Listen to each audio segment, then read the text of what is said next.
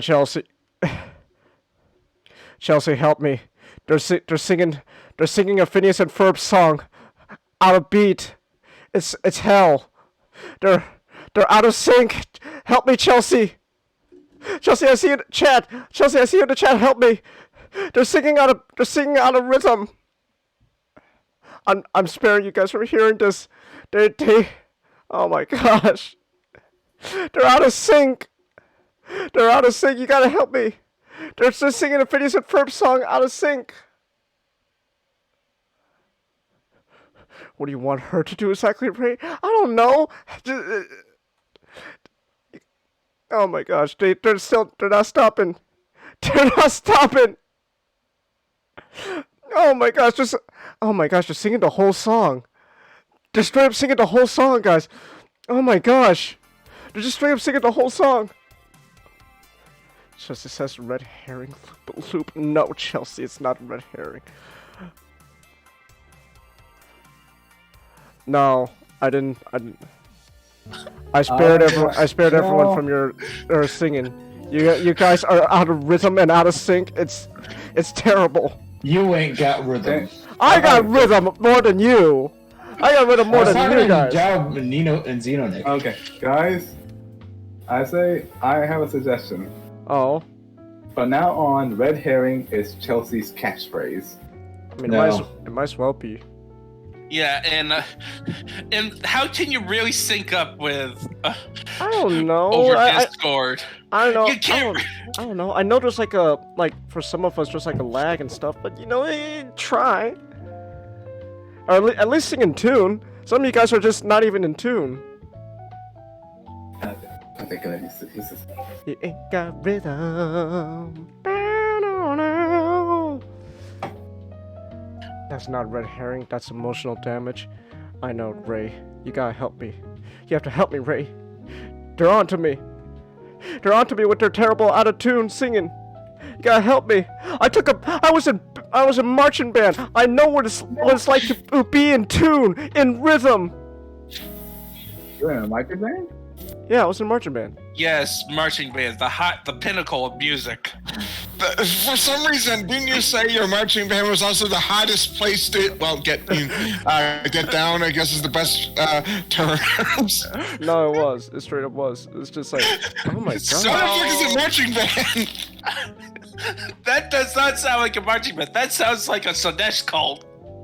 No, the marching band was just straight up degeneracy. Like, I've said this joke how many times now, but it's true. You go into the marching band room where we store all our instruments. Thank God every instrument was in a case, because you turn on that black light, looks like a Jackson Pollock painting. It was less so much a band classroom as it was a rock star's groupie van.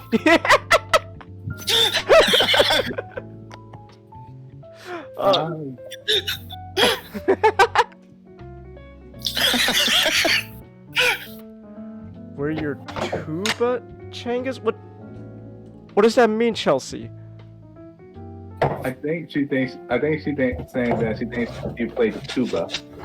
No, I played a clarinet. Oh, you were Squidward. Yeah, I was Squidward. Yeah, I was Squidward. Everyone's an idiot but me. Well, it's true. Well, as you get older, you relate. As you get older, you relate more and more to Squidward. I think that's the point. Changhis says Squidward confirmed. Thank you, Ray. No, but I was in marching band. I was more than marching band. I was in all sorts of band classes. Okay, first of all, let me tell you right now. Okay, as an Asian kid, when you're an Asian kid, this isn't just like.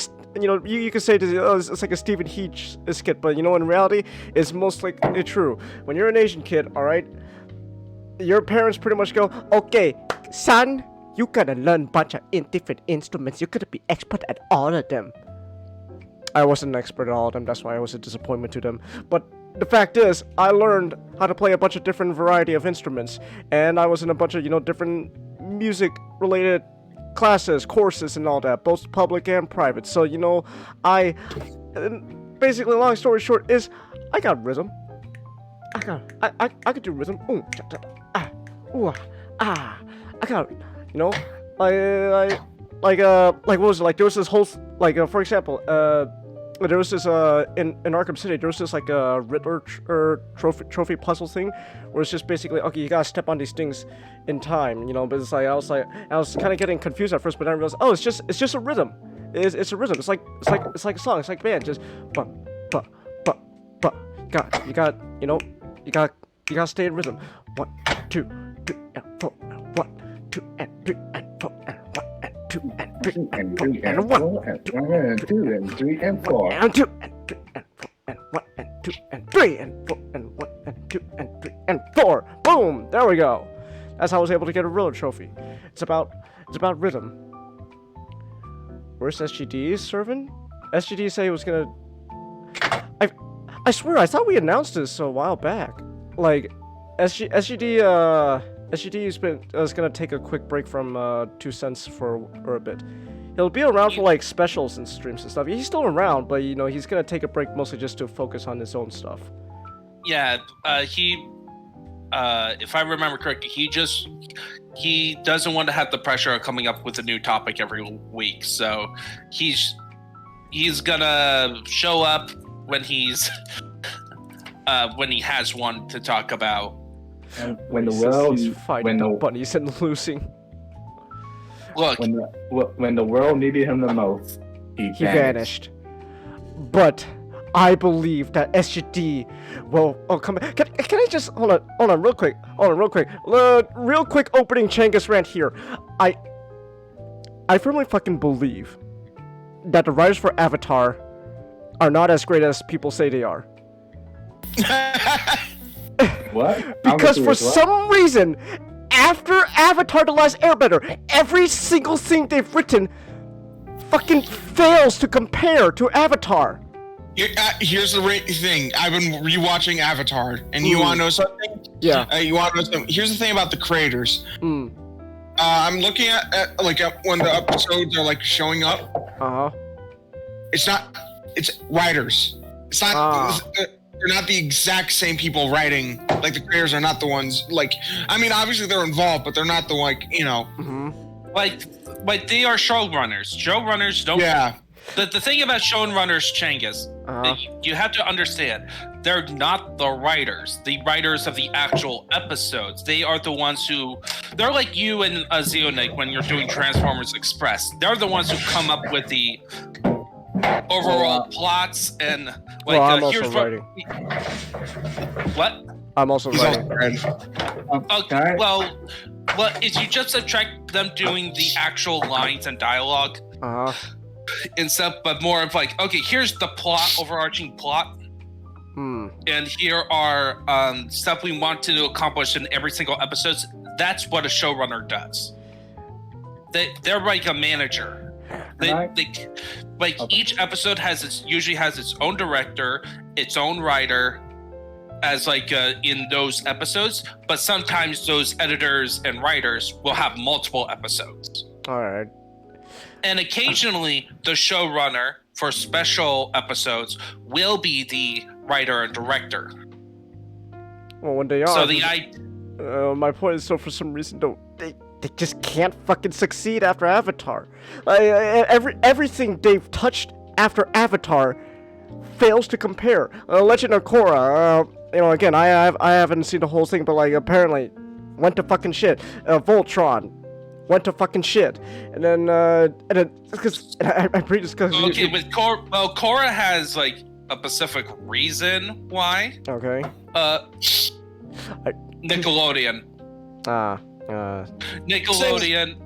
It's a combination of like Nickelodeon did a lot of screwy with Korra specifically, especially in season 1 and then the later seasons, but that does not it explains some of it, but sometimes it's a writer only has like one great story and nothing else will compare to it.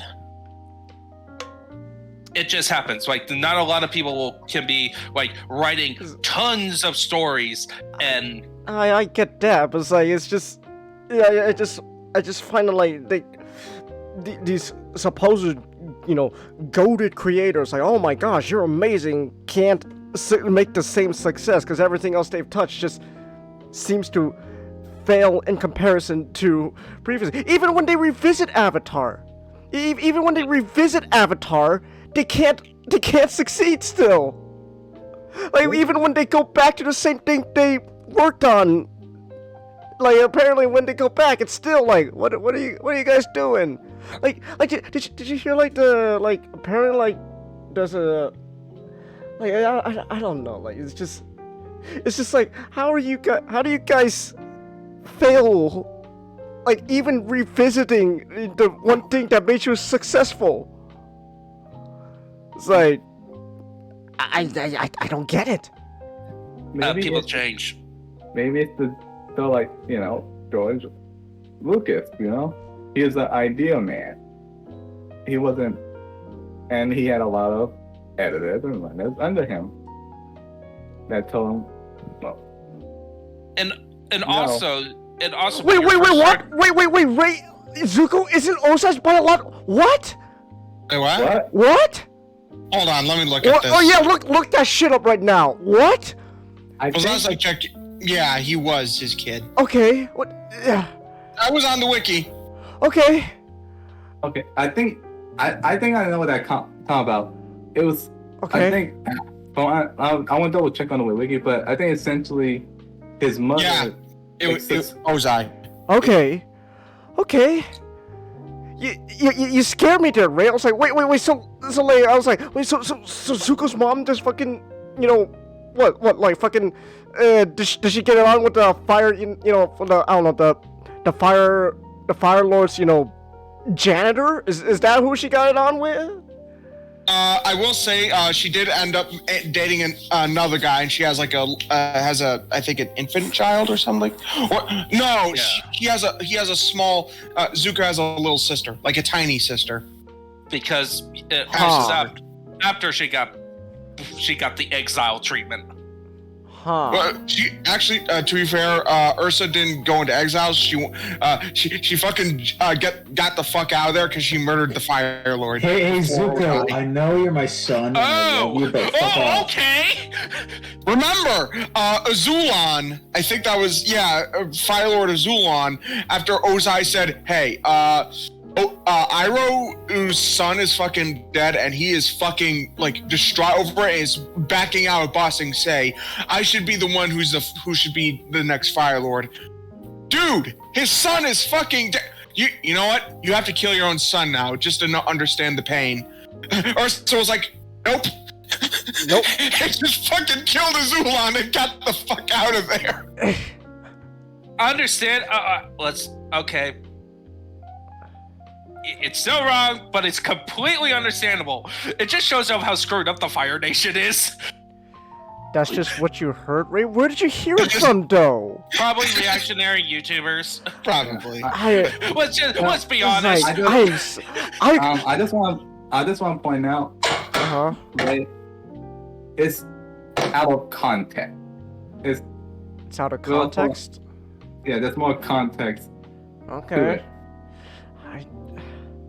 And then, so I was trying to say is that there is a thing where you want to, when you are an unknown, right, and you're given this wonderful opportunity with a possibility of making it big, you tried your hardest. You tried your hardest to make the best story, and then once you succeed, you're not worried about making the best. You care about only making it good. Okay. It's like and also like creatives. Sometimes they just think like anything that goes into our heads are the best ideas. And when you're on top, when you're at the bottom, you have people who can pull the strings a bit to make sure you stay on track. You have people in check. Okay. But when you get higher, when you become more successful, you have less of that because you are trusted to do more.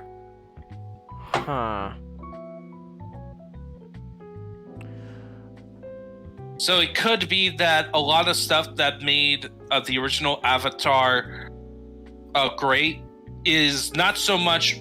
You can never boil down media projects to just one individual.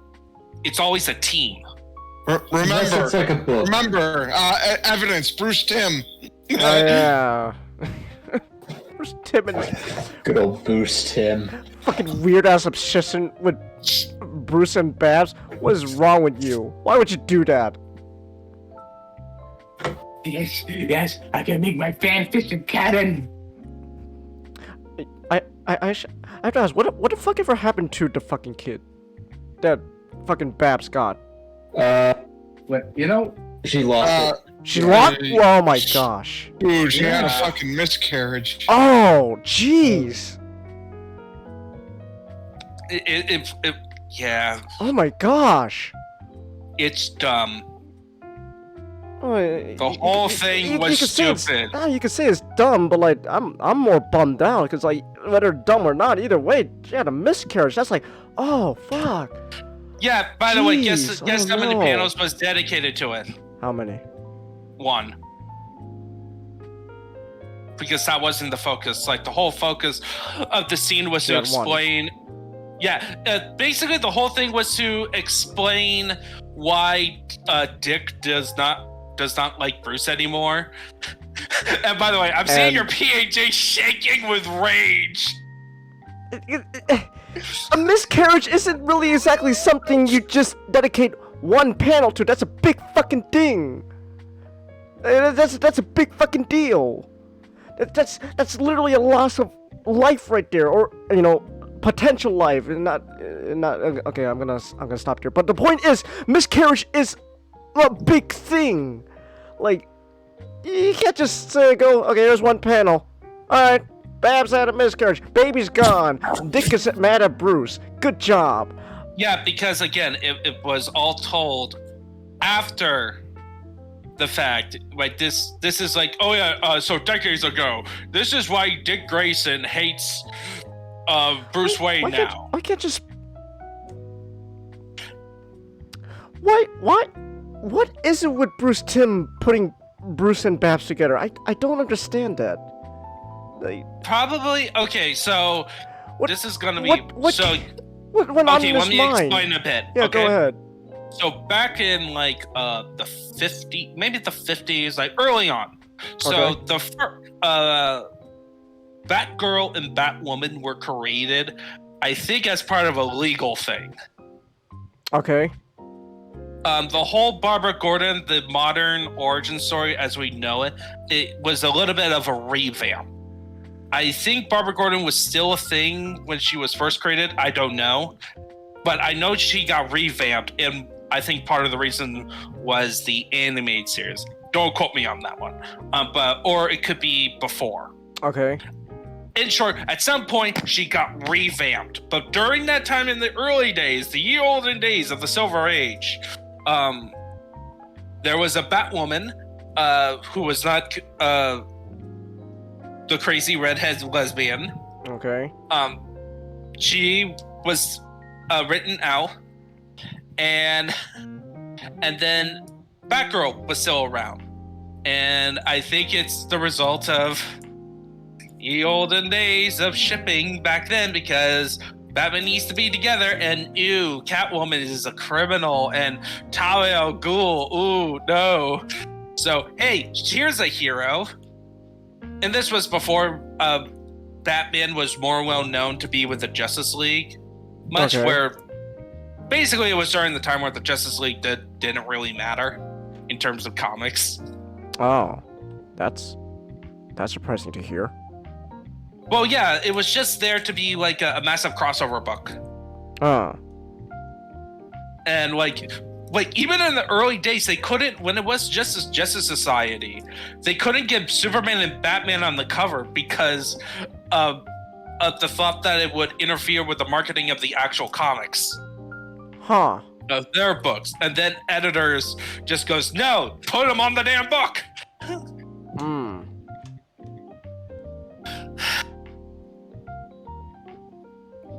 Okay. AK AKA, like, creators are... People are crazy. Whether they could be fans or creators. Or consumers, potential consumers. They're always crazy. You can never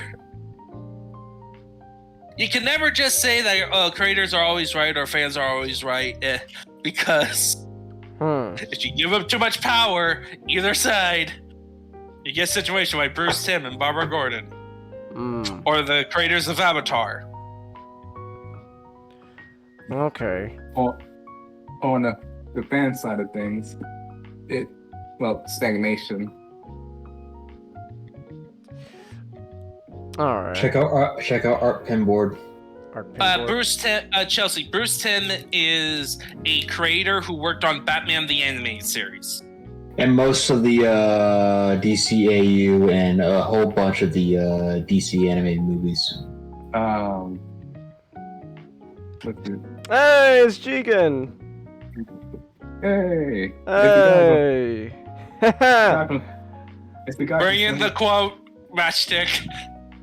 Hey, look, it's the guy from Samurai Jack. My reputation for misogyny is legendary. Neato. Actual quote from Jigen. Nice. In the English dub, too.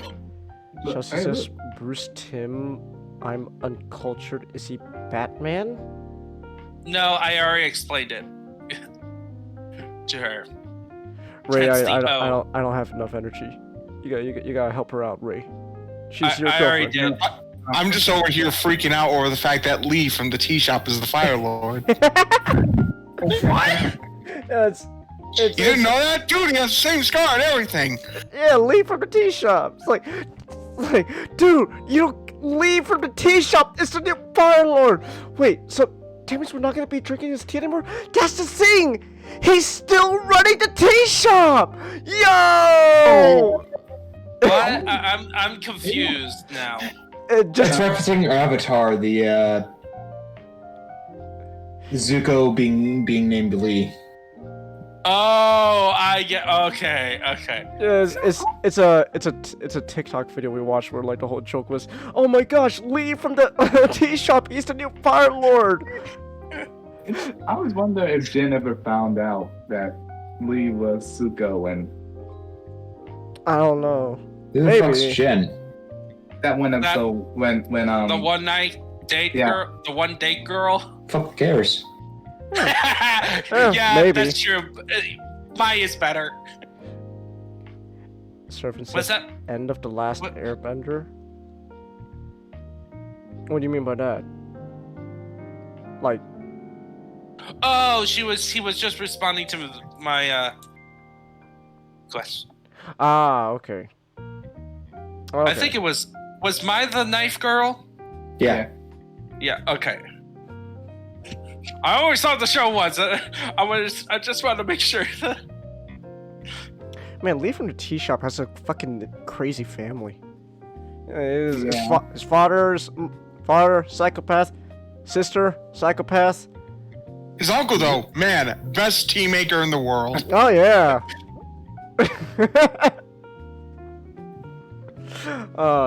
That Mushi can really make a tea. I don't know what about. And his wife is a knife thrower. His wife is a knife thrower. Ooh, I hate to tell you this. Ironheart, you don't get it. Oh no, what? They're currently not together. Why? Because reasons. Oh, okay. Ironheart, you're never gonna believe this. Let me get this straight. What is okay, it, let me get this. Okay, let me get this straight here. Huh? They developed a relationship throughout season 2 and 3. And implied at the ending that they're together, and then in actual canon, outside material, expanded material. Yeah, we're not gonna do it. They're currently broken up. But By what era? Like after Avatar. By Korra? No, but not Korra. Before Korra. It's like that. It's like that time period the comics are covered like immediately after the end of The Last Airbender? Screw that. I'm just sticking with the show. I don't care. They also want to redeem Azula or something. I don't fucking know. I don't care. Man, you know who had a better chance of redemption than Azula? Fucking Megatron. Imagine that. Fucking Megatron. This tyrannical robot who fucking literally invaded other planets had a better chance of redemption than Azula. Didn't Megatron genocide a few planets too? Yes. Well, I mean, it's not just a few planets. I want to do this quote. I want to do this quote in Underdogs. You guys leave me be and let me tend to my plants. Botany's, my gardening is the only thing keeping me having to deal from the fact that during the war I created a functioning piano out of Autobot dicks and teeth. Hey, we got a first time chatter. VTuber toe sniffer. Oh wow. That's right. Okay. I'm putting on my shoes. Yeah, I'm just saying. Racist, do you mean our Megatron or a different one? Yes, Ray. I volunteered in every jail as Megatron has tribute. a better chance than Azula. Look, Megatron may be a genocidal maniac who destroyed thousands of planets and killed dozens of species, but I'm not that crazy bitch Azula. Oh, she scares me. There's a serious messed up juju in that woman's head. You know, hello future me who does writing videos, who's also like massive Avatar fan, did like an hour video exploring the psychology of Azula. Shows how messed up she is. There is some serious juju in her that I do not want to touch. Her father didn't help. Yeah, her father didn't help. Look, when your father is the Joker, it's kind of hard. I was gonna show that. Oh wait, I was just reminded this fan art comic. Hey Chelsea, why are you quoting Alfred Coleman Eggman? Talk about Mac. What do you mean? I made the iPhone. I made the iMac. You made the iPhone. I'm going to fucking kill you.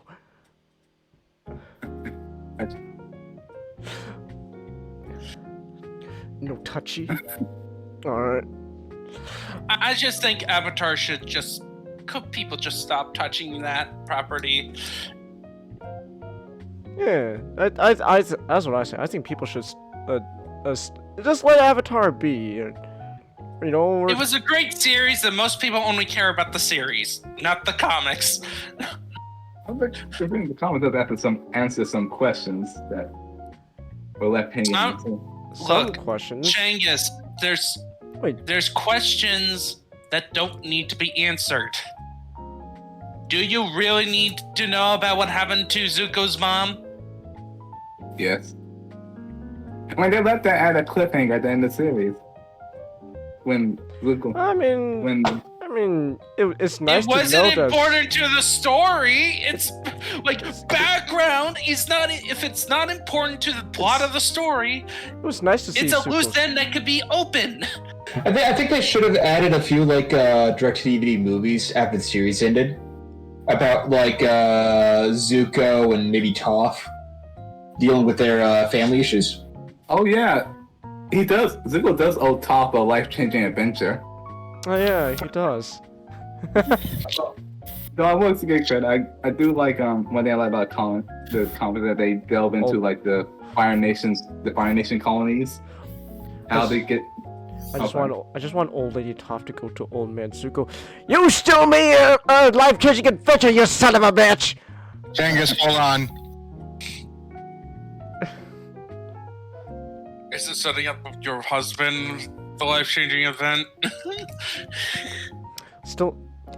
I still like that video of Toph from Korra, just but with mom quotes from Futurama. Oh my goodness, she does remind me of Mom. Can you die happy now, mother? No. Not yet. Die. Not yet. Darn. Are you dumb bastards listening to me, you dumb bastards? Shove a big melon in it! Shut up, being melody, I'm talking! Thank you, you repulsive disappointment. Anyway, Changhis, you might appreciate this comic. Comic dub. Legends Horror Zuko's Promise. Hey! I'll check it out afterwards, but okay, I can read it up from that thumbnail. That's exactly what I want. Zuko, you big melon! It's been 70 fucking years! It's time we finally you gave me that life-changing adventure! Oh gosh. I knew this day would come.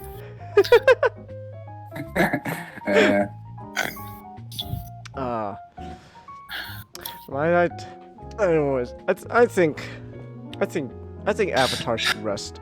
It was fun while it lasted, you know, but you don't need to keep busy. There's Brother Horizons in the realm of creativity where you can make excellent new properties. No, we're gonna turn this thing into a franchise and milk it dry like Star Wars. Kicking Changhis. Wow. Thank you, Comet. It's the segue. I understand, but Comet just ruined that segue and just made me fucking kind of bummed out, to be honest, with that fucking comment. Just milking like Star Wars. Man, that really bums me out, Comet. Thanks. Oh.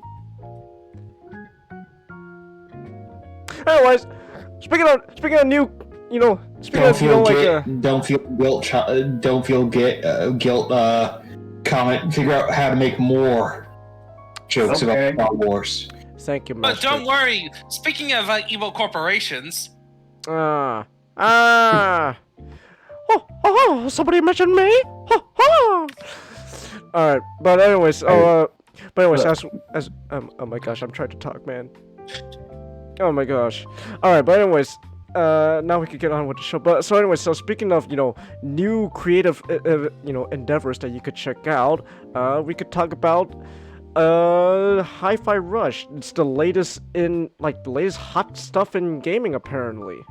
Yeah, it came out, 2 weeks. Came out the day it was announced on the Xbox Live Showcase. It released on Game Pass, which, how I played it. On my PC or my laptop. All right. And for specs on my average laptop that I got, ran pretty well.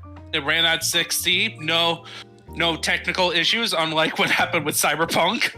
I do have to make jokes about Cyberpunks, but it's understandable on that one. But anyway. Okay, well, if you're gonna make jokes about Cyberpunk, I might as well make this obligatory now. I just love saying it every single time you mention Cyberpunk. In 2077, what makes someone a criminal? Getting cock. All right. To quote Mr. Freeze, in 2077, what makes a criminal a criminal? Getting cock.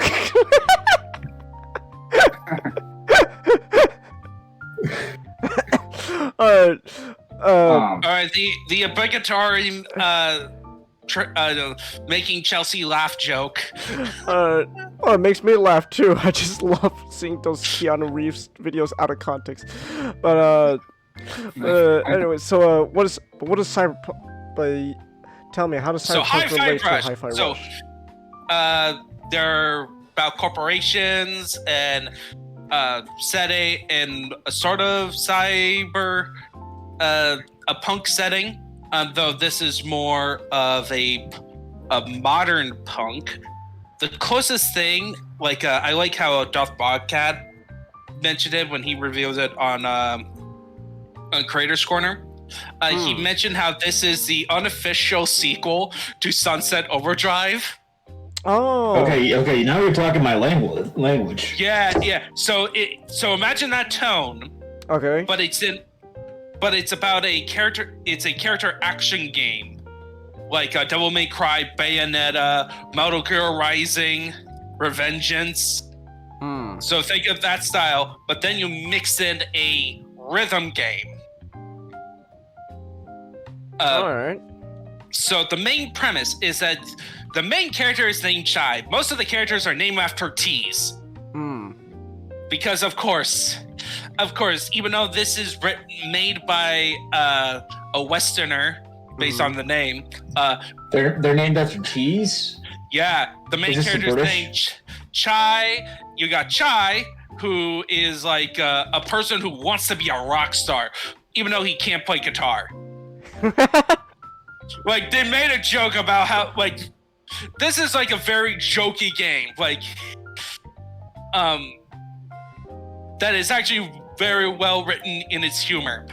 But yeah, he is a rock star who can't play guitar. It's like he puts on headphones, and so he's like rocking out, and he signed in for this program called Project Armstrong, part of this big corporation named Vendele.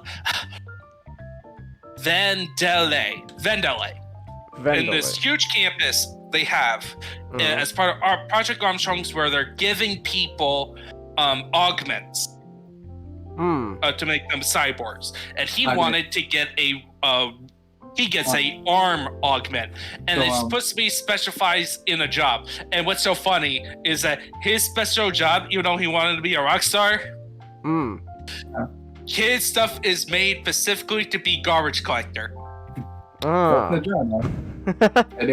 Do they give out nanomachines too? They might as well. It's just how they don't really go into the science. It's just like robotics lab. Because Armstrong? There is no Senator Armstrong. The closest one is Rekka, aka your waifu.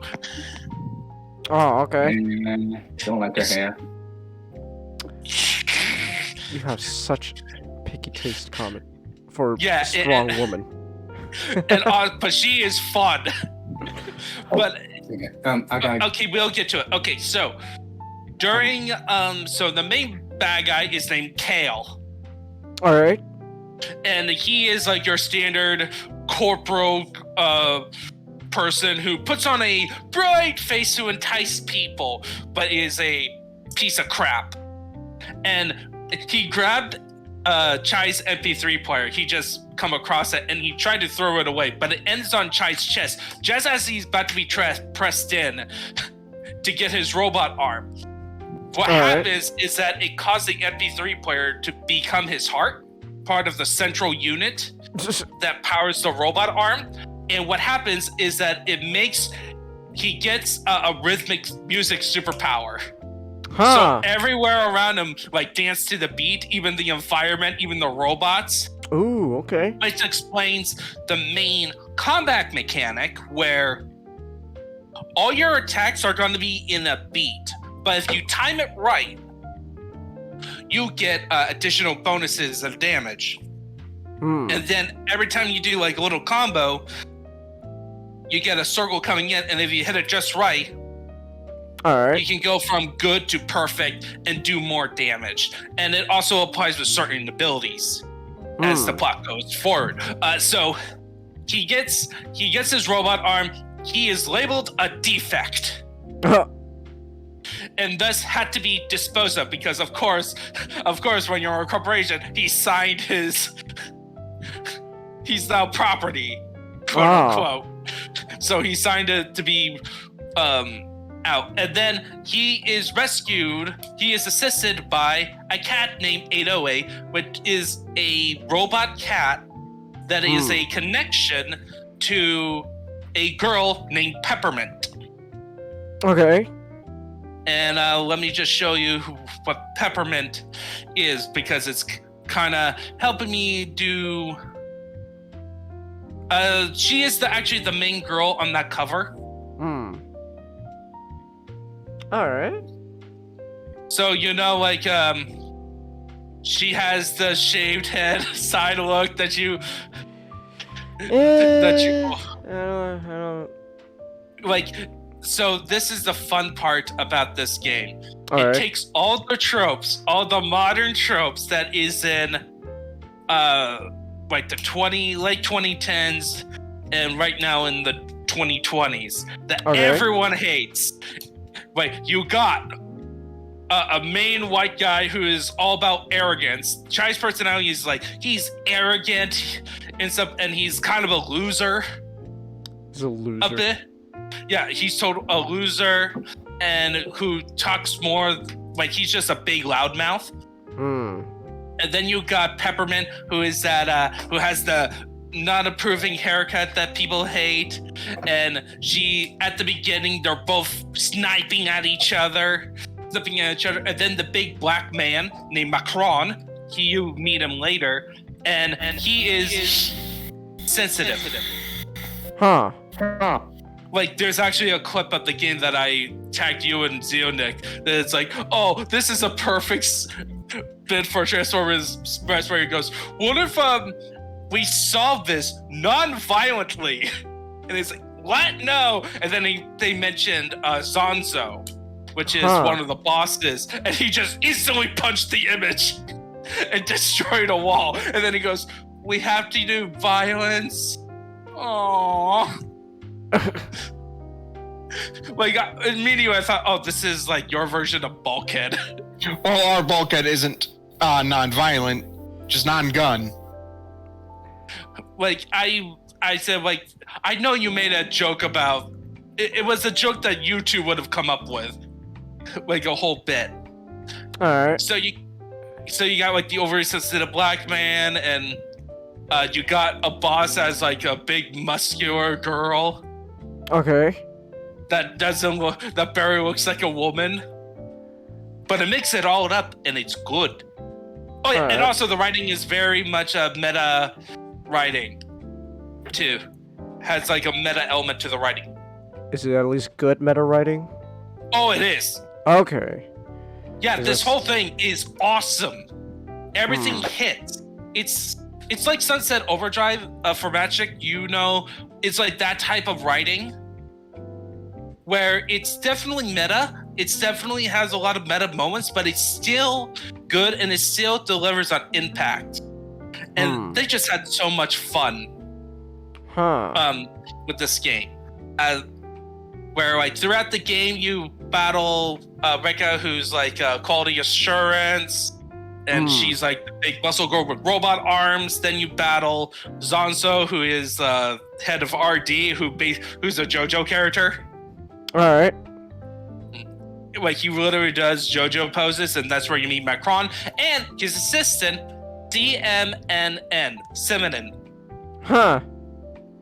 And he is the psych bot, and he is totally honest about.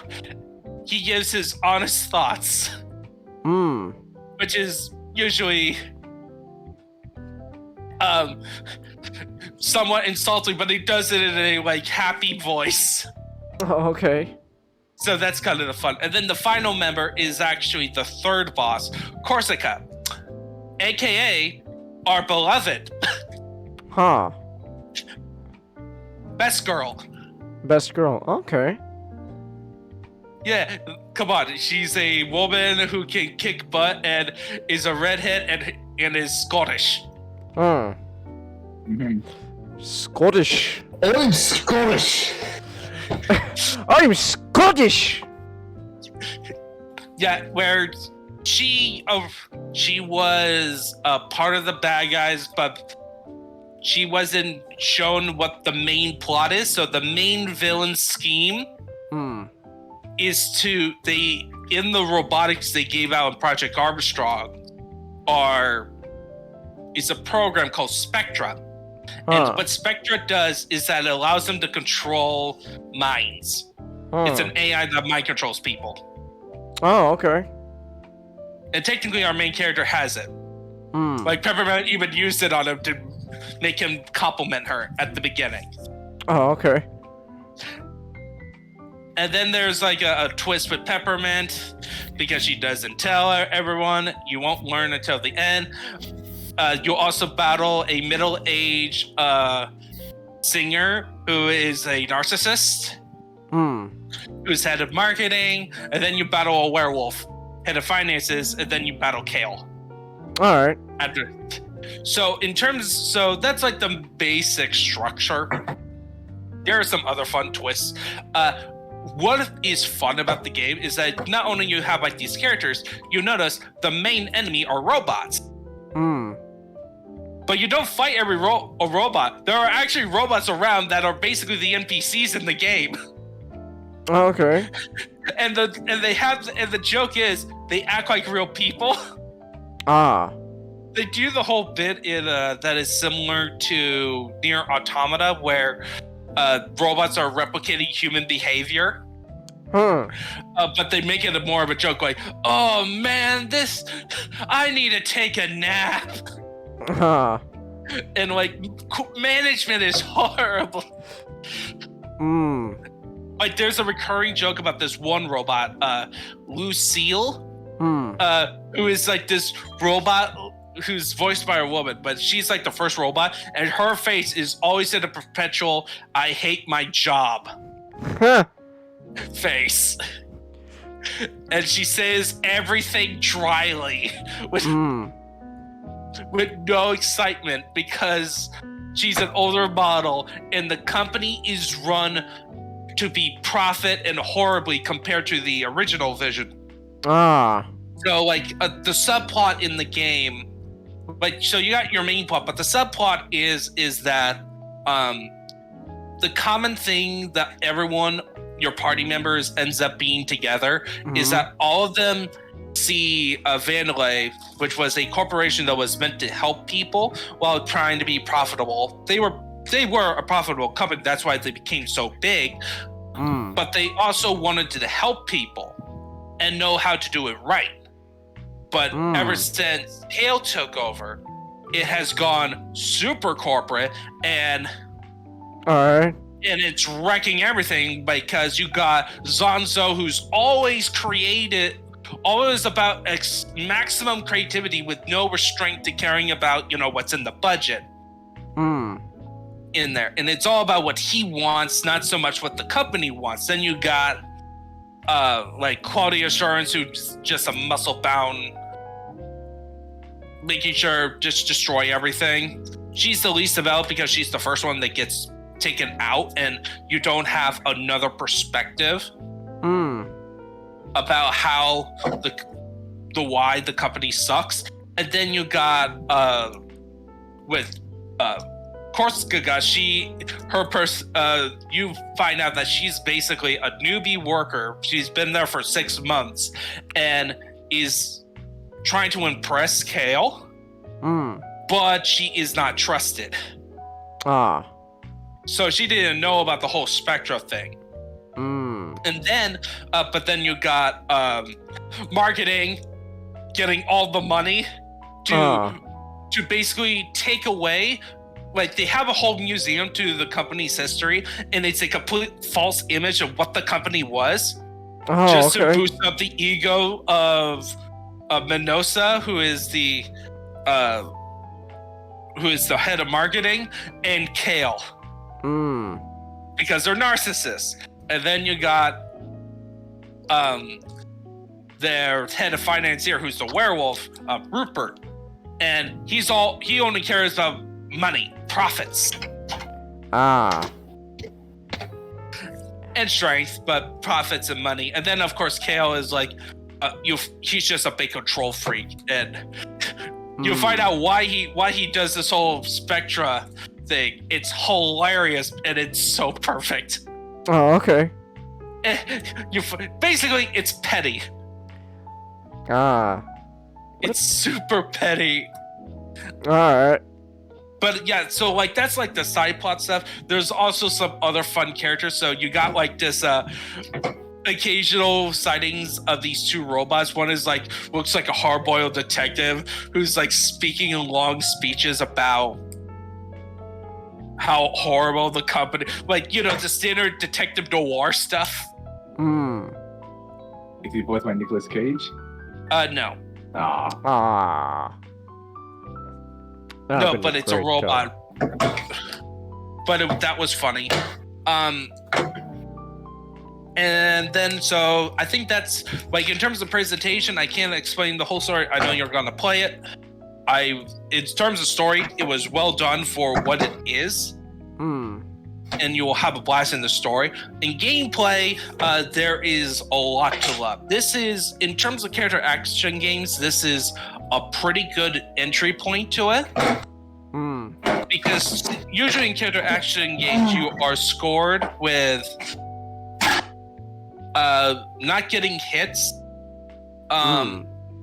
would reset your combo meter, and it would contribute to your overall score. In this game, no, you just have to worry about high scores, basically how you get a meter from D to S.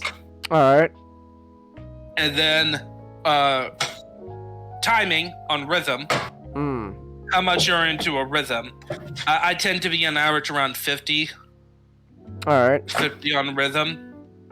In that one, because it's all about you're trying to get in beat. There are ways that the game provides you to help, like you can press a button, a little bar pops up with a circle, and then the 2 semicircles come in and you can hit it. Acts like a tempo thing. Alright. And then you got, and the way it works is that light attacks does 1 beat, heavy attacks does 2. And then, and you're trying to have it in sync with the music, which is a very good, the soundtrack is generally very good, and they use a lot of licensed songs, but there's a streamer mode where they're off. Alright. But speaking of rhythm, there is one aspect that I did not like. I understand it, but I think it did not do well. It's not as well incorporated for a character action game, and that is quick time events. Oh. So there's 2 types of quick time events, where certain big enemies, you get to a certain health points, they will do 1 big attack, and you can parry. You have to parry or dodge, usually parry, in a certain beat. Each boss has a certain beat, and it's something you can get better over time the more you encounter them. All right. But it does get very difficult, and for a lot of them, at the beginning, they're the only ways you defeat them. You can defeat them efficiently. Which is fine. But the one that really aggravates me is stuff where you do opening generators and stuff. You do a totally different mini game where you have like the buttons all around the screen popping up at the screen, and some of them you have to hold and then press again. Okay.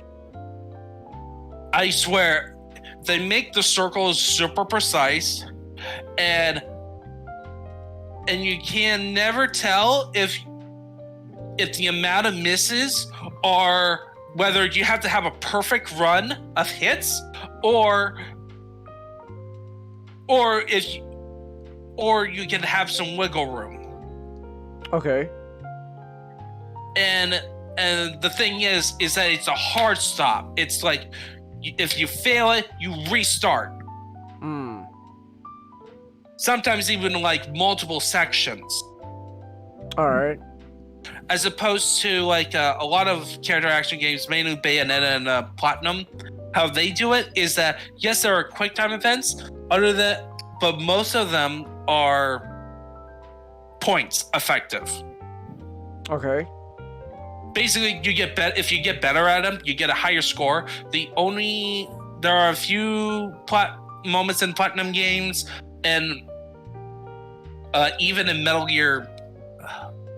Well, then Rising does have where the blade mode thing. You have to be precise on that, which annoys me.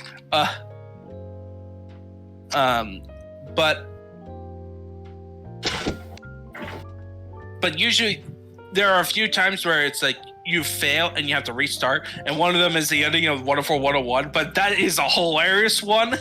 All right. Where in that one, essentially, the game ends with you having to mash 1 button to save the Earth.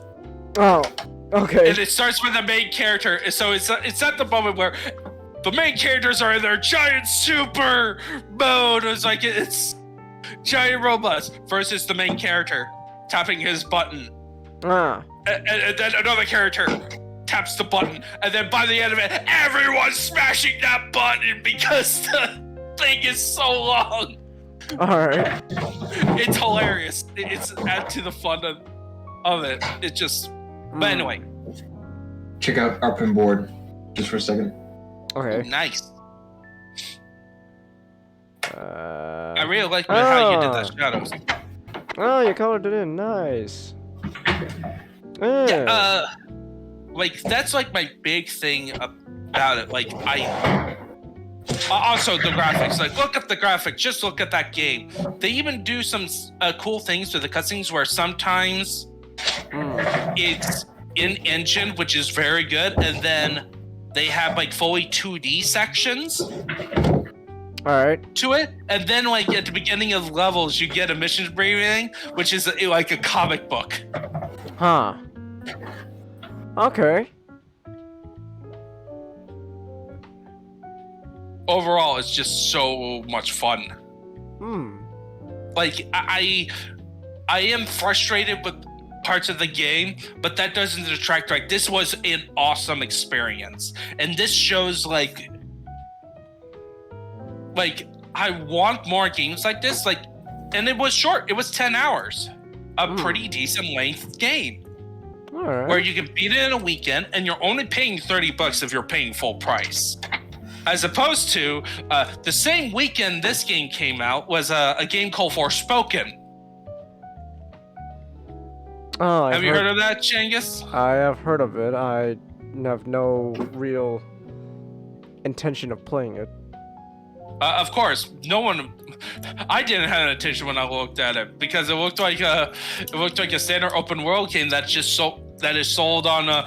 Look how pretty the game looks on the next gen console. No, that's not what. Not the problem. It's the writing.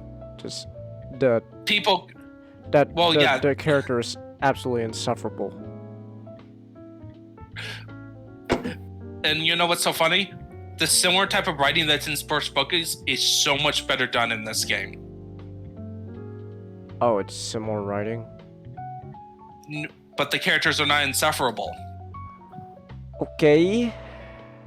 No, it's charming. Everyone, you just love them. Okay.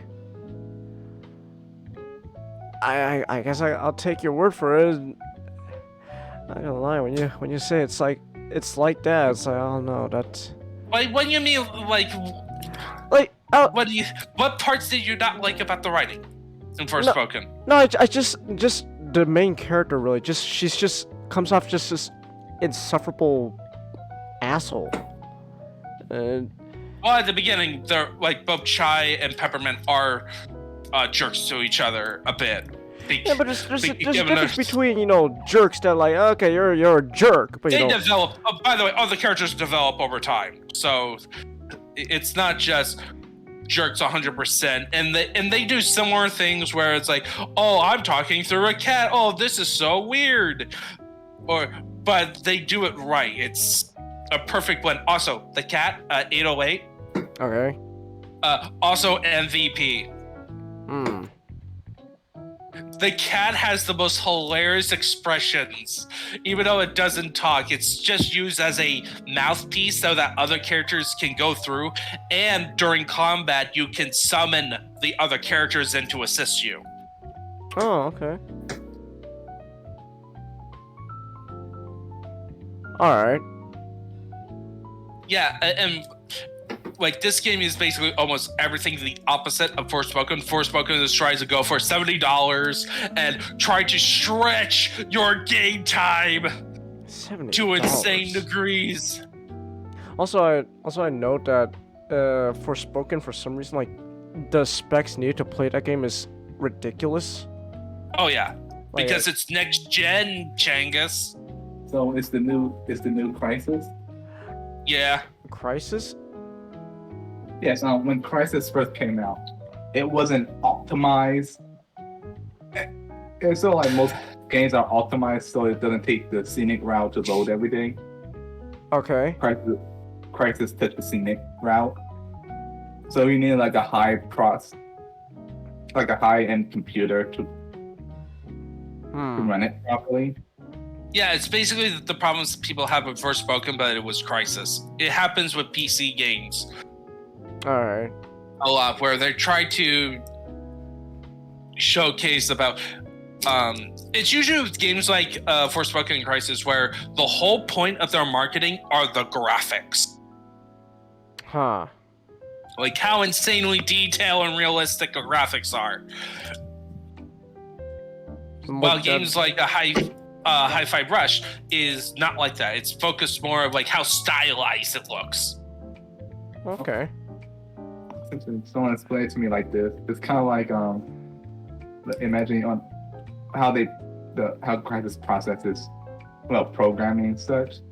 It's like if you go on a road trip, instead of taking the straightforward route, you took the route that goes around the mountain, that goes around the forest, and took the mountain.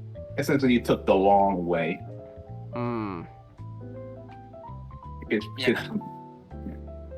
So I think that's it about my overall like initial, after finishing the game's thoughts on the game. I highly recommend it. Like, I am actually kind of happy that you are downloading it, you bought it, Changhis. You will have a good time. Okay. You better. Like it I mean, takes. I better. What's that supposed to Like, mean? and It also sounds like a this threat game. comment. It's like, you better enjoy it, Changhis. No, better. not towards this one. The job. I'm saying he better enjoy it, or you're never gonna hear the end of it from him. That still sounds like a threat. Look, we all know that Changhis doesn't understand good writing.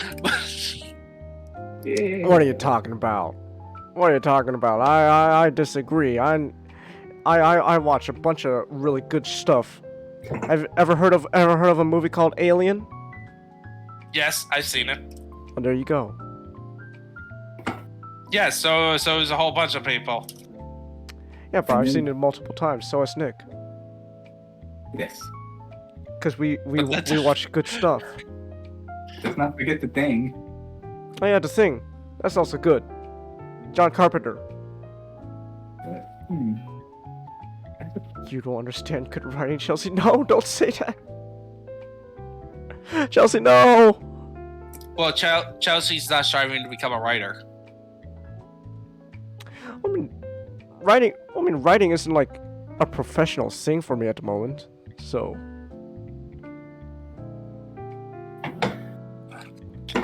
Well, you're technically a critic too. So. I wouldn't say oh, no, not really. I wouldn't technically say I'm a critic.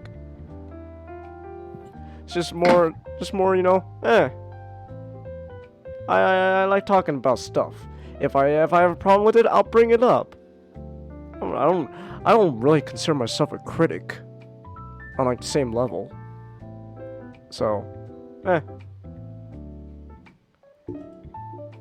yeah, But you really What? don't, Chelsea. Oh, that's okay, Chelsea. We'll show you good stuff then. Oh no. What do you mean, oh no? No, I'm looking at my YouTube home, and the game here has a stupid video title, in my opinion. What? Sonic broke his own lore. What are you Can we talking get the? Do you mind if I interject saying that we get? I would like to hurry this up. Yeah, okay. It's gonna be. There's a Gundam topic. Alright, Yeah, calm down. Yeah. Yeah, I'm gonna actually Listen. head to bed because I got work tomorrow. Oh, alright. But unfortunately, work tomorrow. Alright. Well, have a good night then, Najano. Yeah, have a good night, guys. It was fun talking about this game. Yeah. Or me talking and you guys. I guess real quick before you leave, I have it scheduled for Wednesday next week. So I think though if it's a rhythm-based game, I think I'm gonna make it a solo stream because I won't be able to hear the music better. Yeah. So Yeah. But don't worry. Also, let me know when we need to do some more Gundam writing. Alright. Whether. Whoop. Alright. See ya. See ya. And there he goes. Alright. Oh yeah, I'm gonna look forward to this game. What were you gonna say, comment? It's terror time again.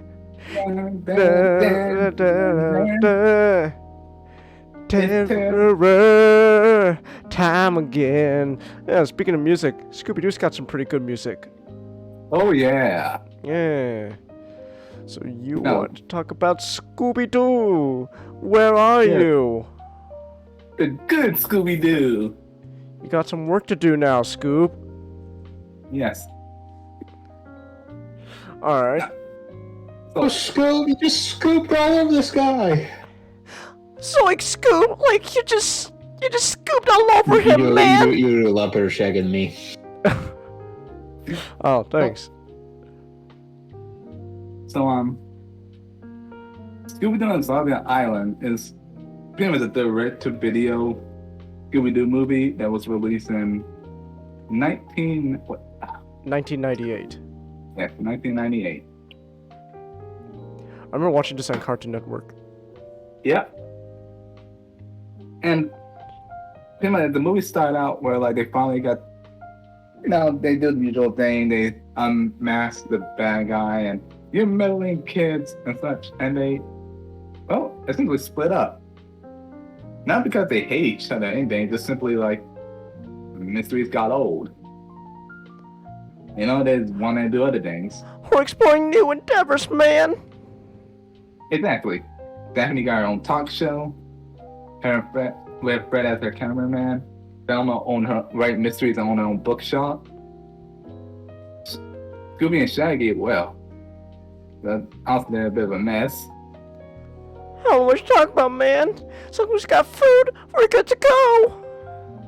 Yeah, like they became security guards, but it implied that they had multiple jobs they got fired from before. You know why they got fired from the security job? Food. Yes. It's always food. Yeah, they got caught. They ate all the contraband. Oh gosh, it's the contraband, Scoop. Why did we eat it? Why didn't you stop me, man? I got just like face palm like.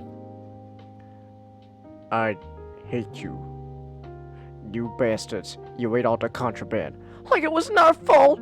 Scoop didn't stop me. It's more like, you ate all the contraband.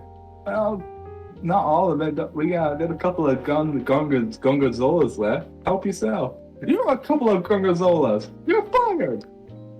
You're fired. You're fired. Yeah. And Daphne, so Daphne started, this new talk show, Ghost to Coast, where they're trying to find real haunted. Is her co-host is Space Ghost. I got that reference. I love Space Ghost, Coast to Coast. Yeah. I wonder if that was, her original talk show was called Coast to Coast. So I'm wondering if that's like a reference to I don't Space know. Ghost. Maybe. I don't really know. So yeah, the gang got back together for Daphne's birthday, and they started, traveling back together. And as they travel, they just to Louisiana. They, real monsters. No, another guy in the mask, another guy in the mask, another guy in the mask. Daphne gets disappointed. Then when they head to Louisiana. Wait, are you summing up the whole movie right now? No. I'm just speed doing it. Then, yeah, they got lured to this Moon Scout Island. Ghost pirate zombies. Agent Cat gone. Curses. Cat God. It got really wild. Oh my gosh. Turns out the zombies weren't the real monsters. Yeah. Let's talk about the zombies real quick. This movie was dark.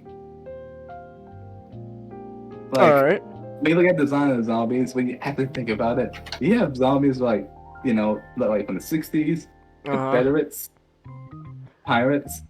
All those things, Confederate pirates. I'll get them. Like, it gets you thinking, like, wow, how many people did they kill? A lot. Like, cause what do you think? Cause you get all these people that come into, they lured all these people with who knows, 200 years, and yeah, I really like the design of the zombies because you can tell, that they were pretty gnarly for a kid's show, a kid movie. Gnarly, bro. And decrepit.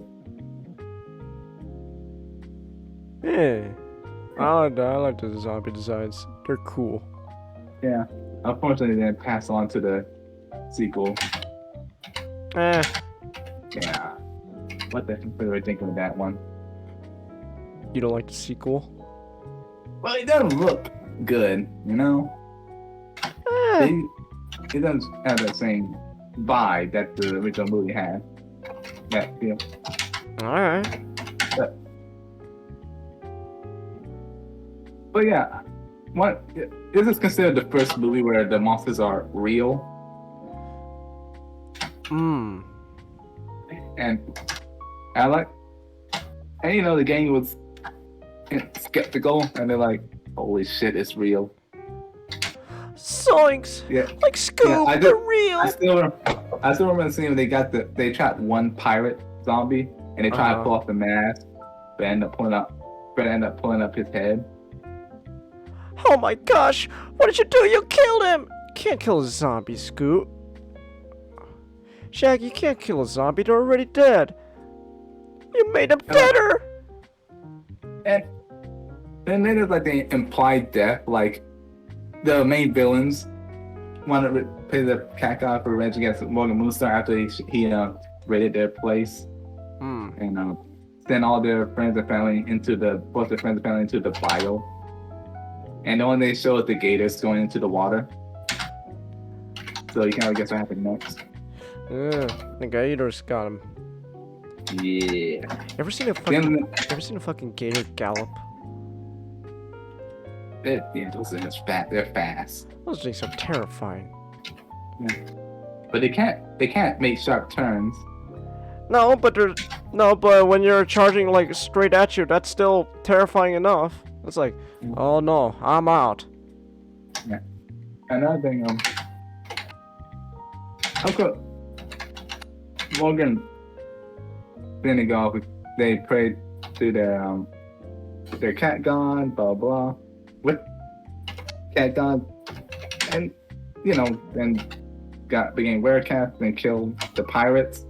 But two were cursed because for some reason when they prayed to God, they got immortality and had to drain the life force or they die. Drain life force from multiple people or they die. Oh, wild. It's kind of like, wait. They asked to curse the pirates, and they gain the power to get their revenge, but you also make them immortal. How does that add up? Witches. Am I a scientific opinion? Witches. No, witches, ghosts. Ah. Fair enough. Yeah, see what I did there? Oh yeah, I see what you did here. Yeah. Yeah, but like that. I really like this. Like this movie because they had a little bit of red herrings. Alright. Because you thought it was going to be the gardener. I was like, oh no! But it turns out, no. It was the plantation owner. It's the plantation owner. I have never heard that comparison from you. Comment. Oh, that came out wrong. Oh man! I was thinking she owned like a pepper plantation. It's a farm. You could just call it a farm, but I don't know, something about you calling it a plantation is funny. Just, oh man, the true enemies all along were the plantation owners.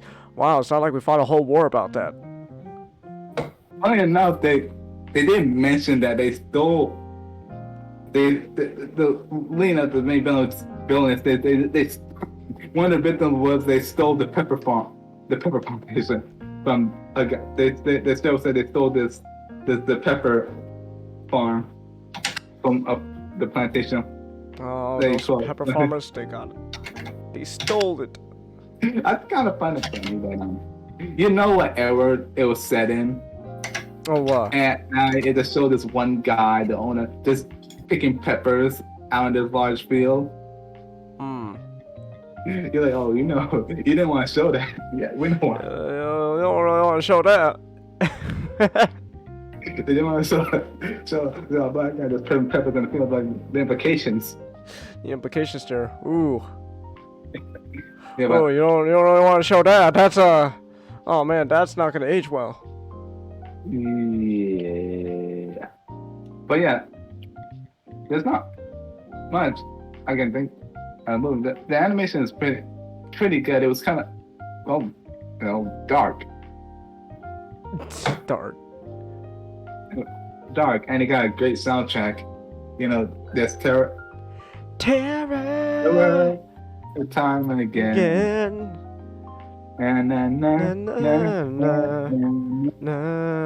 Terror time again.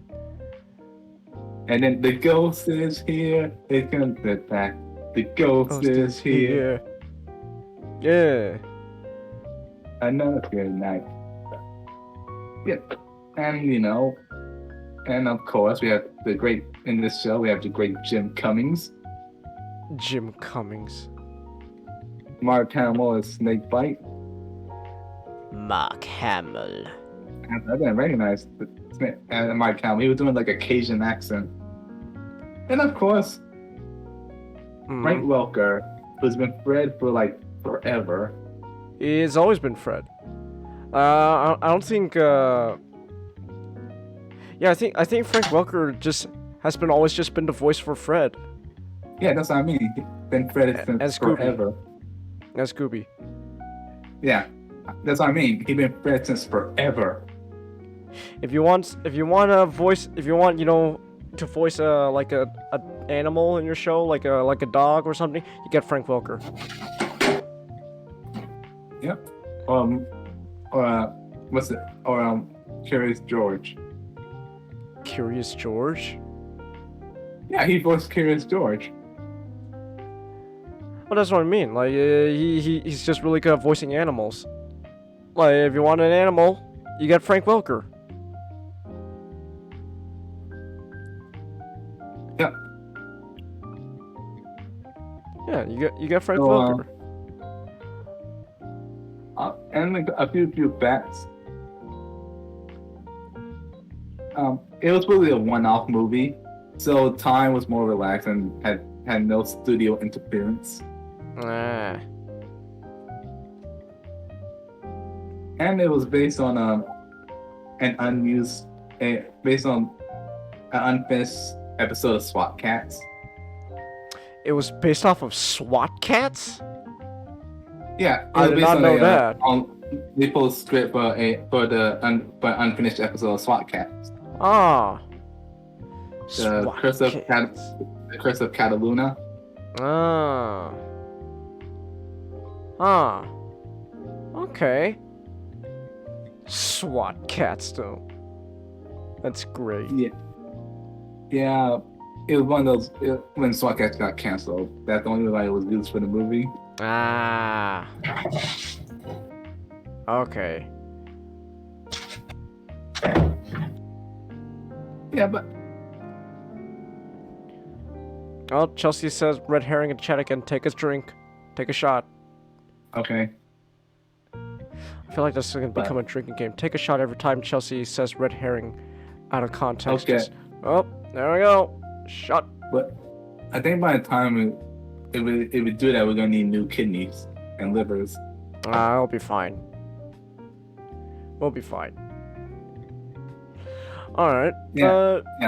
Well, yeah. Turn out the zombies were the good guys. We're trying to tell them, like, dude, get away before they get their life force drained out of them. Oh man. It's gonna get the life force drained out of him. When you look at the action of the zombies, it makes sense. They kind of hit that because they weren't trying to hurt them. Hmm.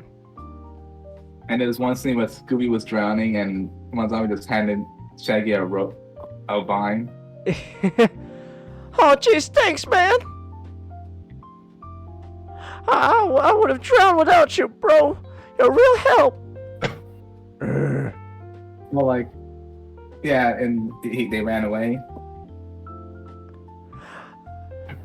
Wait, Scoob. Hold on a second. Are the zombies actually the good guys here, man?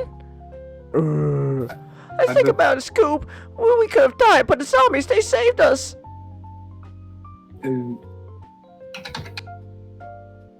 Yeah, but and then it's a good movie. All right. Yeah, it's a good. There's not much to say. The plot is. What's your favorite? Well, What's your favorite part of the movie?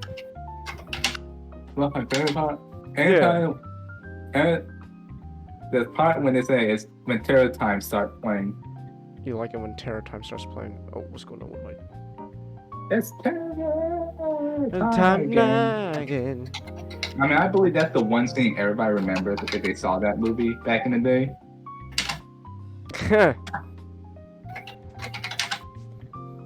And Scooby Doo.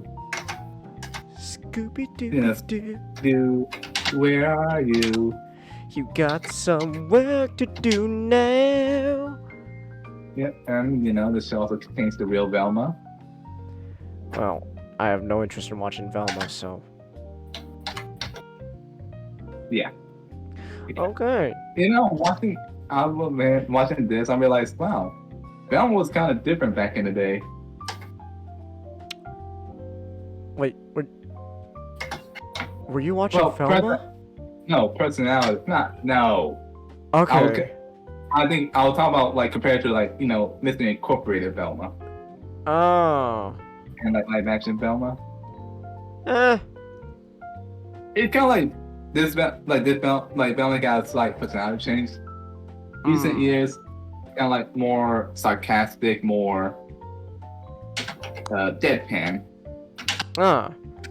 Oh, this one was geeky girl, Yeah. Cheerful. Yeah. Well, recent with Mystery Incorporated and stuff, they went with more a deadpan approach. All right. Yeah, but it's a good movie. Watch the movie. In which also this movie also spanned a few years, 3 years of direct to movie. All right. Direct to VHS movies which is Ghosts, Alien Invaders, Alien Invaders. That was also a good one. Cyber Chase. Oh yeah, Cyber Chase. I remember that. Yeah, I remember playing the PS1 game. Yeah, but like I said, get the movie, watch it. It's on YouTube. All right. Okay then. Nice. Yeah. All right. Well, in that case, then we can move on now from Scooby Dooby Doo. And wow, And to we're ready for a 2. we're halfway through already. 4 topics only tonight, so it's a short stream. So we're already halfway through. Well, only to be fair, hour and a half. to only be fair, the next topic is a Gundam topic.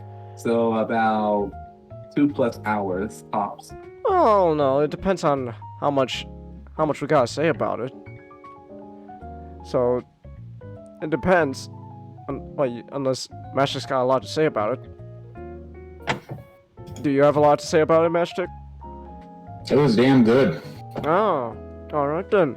It's one of the better Gundam series. The main suits, aside from the Gundam X. Where should we begin? Well, I know where to begin. Master, do you believe in God? What? Do you believe in God? Yes. He's trying to make a joke. Yeah,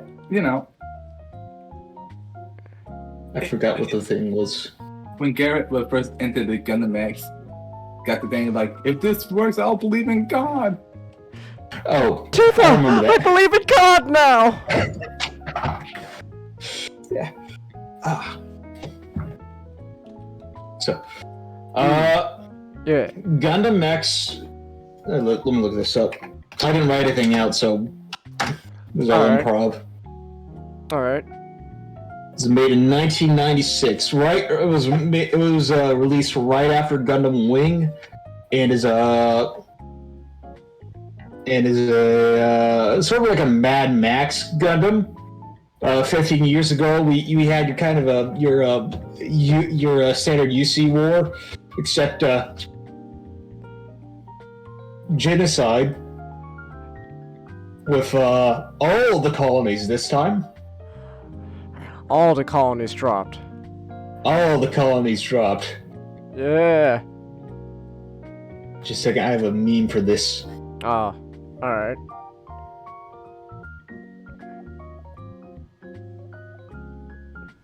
Let's see here.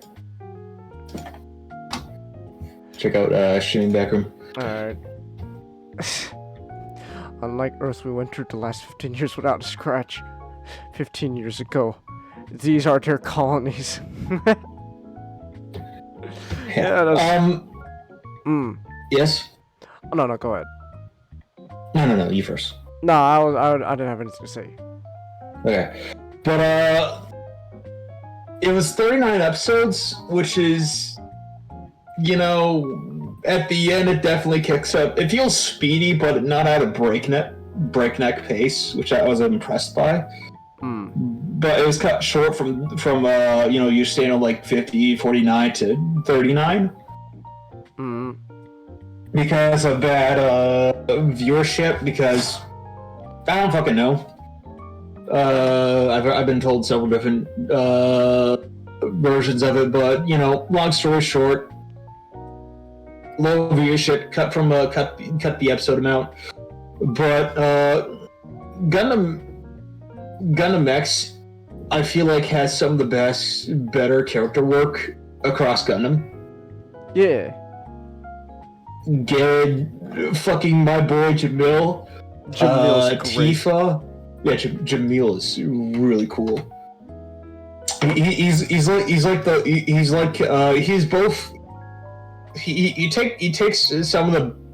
a Char and Armor clone, but somehow gets the best of both worlds. Yeah.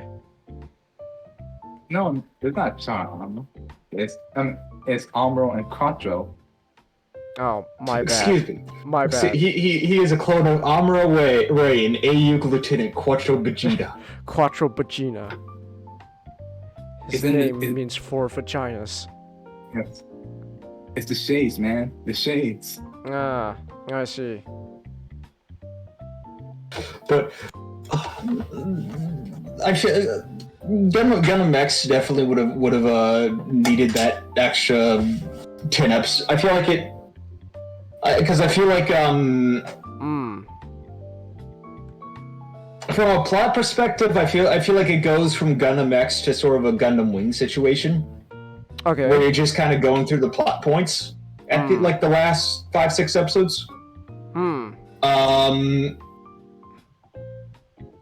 But I feel like it kind of. The thematic ending is got you get the gist of it, but I feel like it could have been told better if they had those that extra time. Oh, okay. But Gundam X is about this kid Garrett being hired by a group of scavengers after the apocalypse, 15 years after the apocalypse. By their leader called Jamil, to go where to find new types and save them. And there's like you know, it's very UC. We got a federation. We got a federation stand-in, sometimes even called the Federation. We got a Xeon stand-in. We got new types, and I feel like kind of takes the core of it. And throws out all the baggage. Because new types, they're not so mysterious. They do have they're kind of they take sort of the new type concept from the original Gundam without all the added bullshit from later, and sort of both deconstruct and reconstruct it, and sort of get kind of they get the gist of it, kind of like I feel like there's kind of a response to like stuff like Gundam Unicorn, even before Gundam Unicorn, where Gundam Unicorn was like, oh, these new type gods and super soldiers and blah blah blah. And this is like in Crossbow Gundam, where Tobia goes up to that one chick and he cuts his hand and he's like, "Look, I bleed. I'm human, bitch. I'm human, bitch." I feel like that's kind of the core message of aside from your usual Gundam blah blah blah, war's bad, God blah blah blah. We gotta reach an understanding. Except those people who are just assholes. Then we kill them. But I feel like the new type message is kind of similar to that scene from Crossbone. And that's the core of the story. Yeah. At least at the latter half. Well, I get from that is that new types are just mutants. That's all. The core message is new types are just people. Yeah, that's what I'm saying. They're just mutants. People. Stop adding weird fucking philosophical bullshit. They are just weird space psychic mutants. Yeah. Not gods. They're not some weird evolution of humanity. They're the equivalent of a two-headed snake. Equivalent of a two-headed. I feel like it's a two-headed snake. Whenever it does anything, the other head bites one head.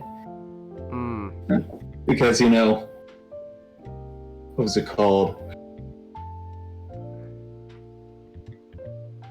Whenever new types use their abilities, they're like, "Oh no, I've killed like 1,000 people. I feel all their I feel all their agony because I'm an empath." Oh well, let's drop another asteroid. Come on, wait, people. One asteroid is not enough. Hold on, give me 1 second.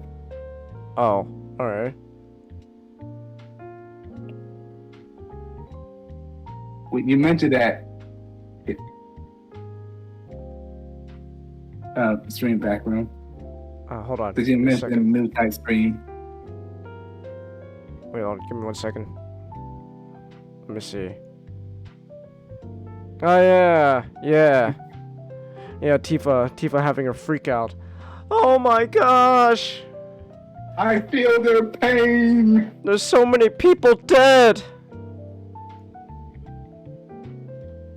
Yeah.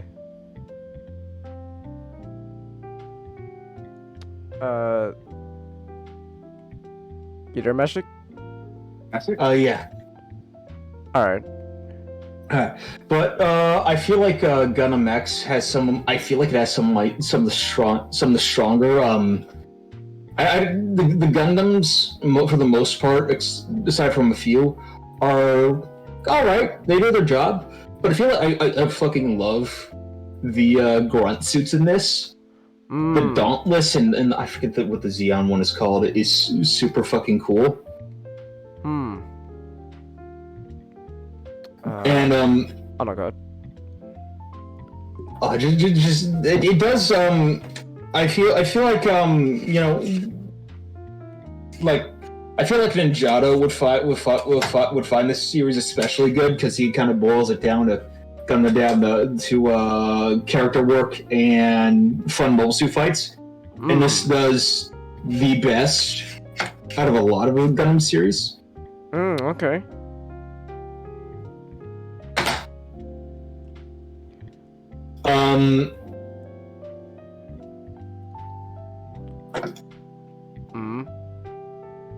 What else?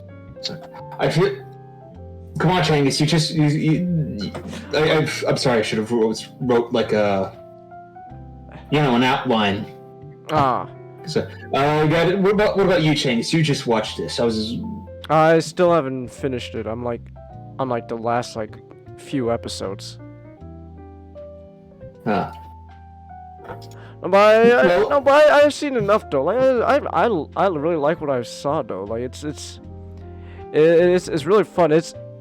I think I agree with what you said. Like it's very strong when it comes to its characters. I agree with that. Like I don't think there's ever a character that like I don't like.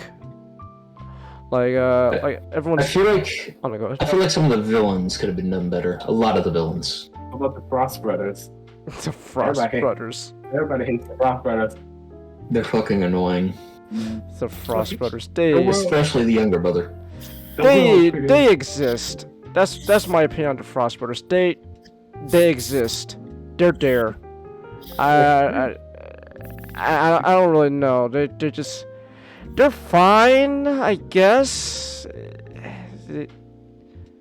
I don't really like them that They have much. cool suits.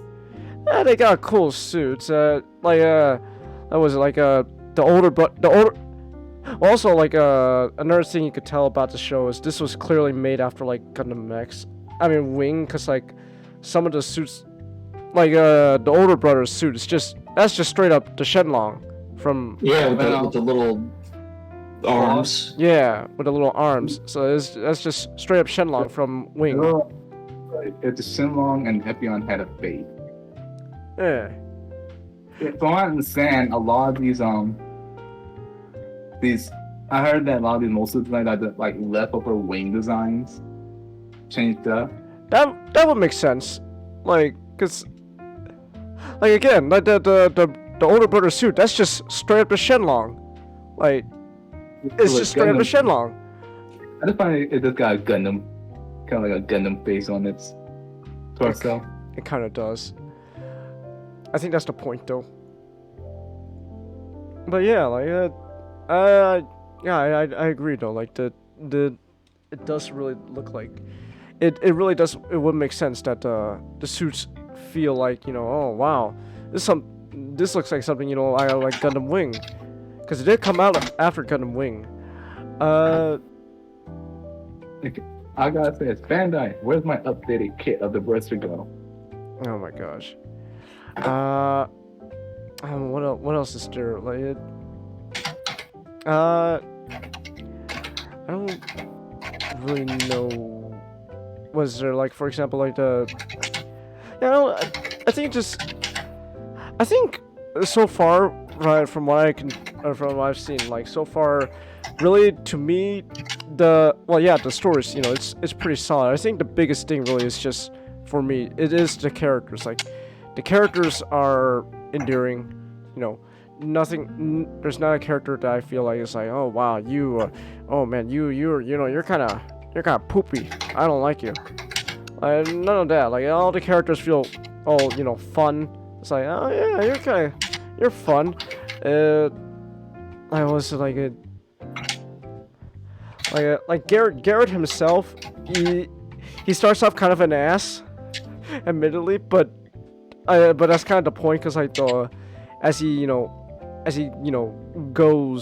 gets closer with everyone on the Frieden, that's when he's oh man, hey, maybe I shouldn't be that much of an ass. These guys are actually kind of cool.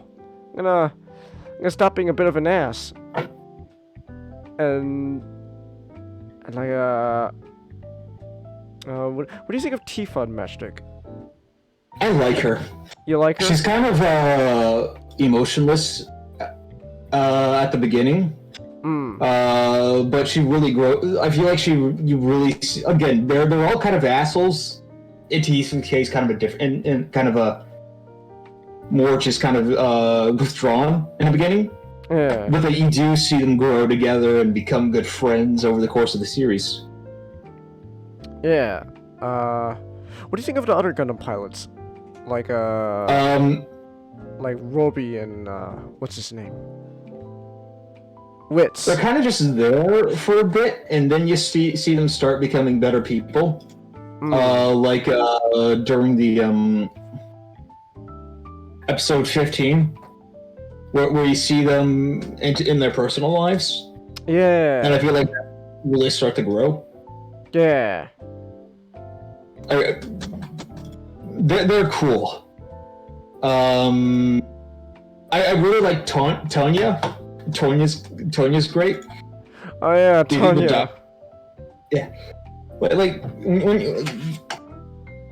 honestly, when you first meet you kind of look at her and you're like, oh, she's gonna be the asshole of the group. She's like the fucking douchebag party chick, and she actually opens her mouth and wait, she's not that bad. She's actually pretty cool. Yeah, easily the most cool aside from Jamil at the beginning. Jamil, I think even from the beginning, Jamil was just consistently pretty cool. Like a good Chad. Yeah, he consistently, it was just, you're great, Camille. I mean, Jamil. Hey! Wait, do you think... Sometimes when the friend Hey, moves hold away, on. is it? Maybe... That's Jamil. Sorry. My favorite couple, Jamil. Sometimes when a friend loses his way, it's another friend's job to punch him in the face. It's another man's job to punch him in the face. I also I kind of like Lanslow. Ginger Trace. Ginger Trace. He does look like Trace. Because I feel like he's also a bit of a Amuro combined with Char, but one that he's the one that actually learns from his he's the one that just Lanzo is also one that is they don't go in separate ways. They go they both become good people. Yeah. I just I would have liked him a bit more if we showed him more of them. Anil L's great. She kind of has that Char Azimuth just ping ponging of all over the character alignment. Yeah. You name a character that's not a villain and they'll turn out to be pretty cool. I love the setting. The setting of this is one of the strongest portrayed in the Gundam series, I'd say, so far. I may be saying this because it just came off of Unicorn. Double O, and Double O is good. I feel like most of the other Gundam series does it better. Okay. This is just a lot of fun. You kind of have to stick with it for a bit, but it grows on you.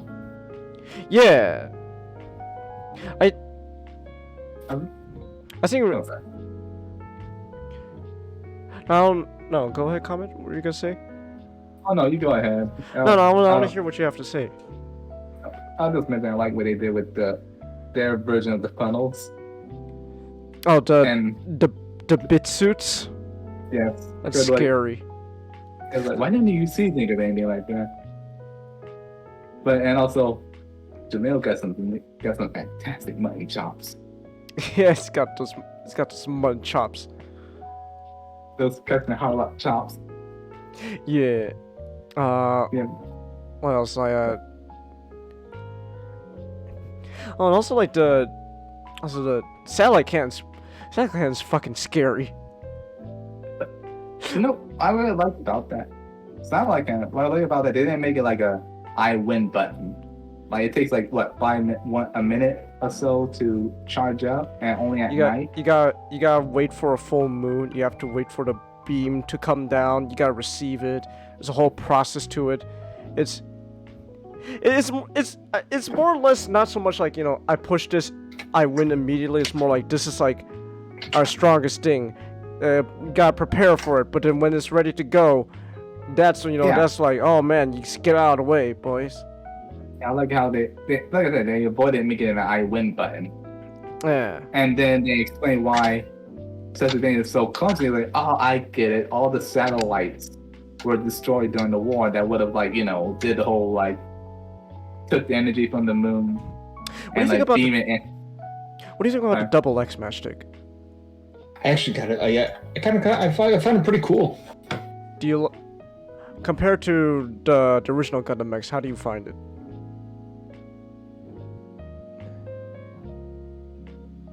I think I prefer the original, just a little bit better. But they're both very good.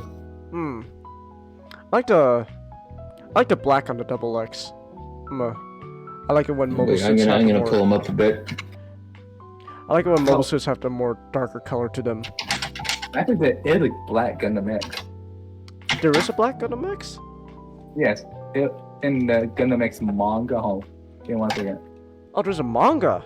Oh, I didn't know that. Let me look this up. Yeah, can't lie. The Gundam X was like a mass-produced suit, so there's like some. So technically, some guy can find one out there.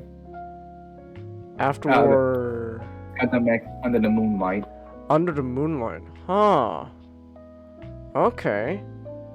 Yeah, I want to show a picture of the. And You know it also introduced my favorite suit, the Gundam Belphegor. The what? The Gundam Belphegor. The Belphegor is a demon of known as a demon of possibility. Show me. Yeah. Show me. I like the satellite cannon, the X on the backpack more on the regular X, but I like the coloring more on the double X. Yeah. I would have taken the backpack on the first one. I would have changed one shoulder of the double X to white, and then I combined the two together. Oh. Oh, that's Okay. cool. Hold on, let me see. What? Okay. Oh, so its ability is just Stretchy Armstrong with claws? It's very. Let's see. Let me read the full description. It has this like exam system like thing. Oh, here it is. It has an exam system? Oh my gosh. Oh, kind of. It has its own version of a flash system. Ah. Essentially, that all the guns have, but instead of using control bits, it kind of allow like a finer level of control of the MS. The major flaw is when flying heights, it's the tall geese problem. Ah. It's the talkie's problem. Alright. Also got this satellite cannon like thing in its chest, I think. It's got a satellite cannon too? Oh my goodness. No, it's the best way to describe it. Let's see. I just posted STG generation fight clips. Oh, I remember one of my favorite moments with the satellite cannon in the show was it was early on when they used the satellite cannon's beam, but they didn't use it to launch the cannon. They used it to pretty much evaporate the lake to create like a layer of like mist to cover themselves up. I was like, that's actually really cool.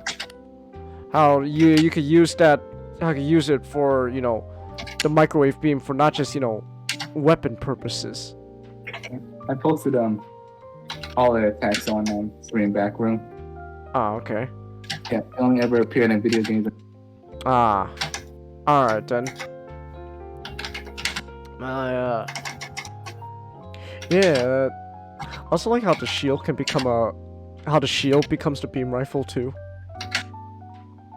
That's pretty cool.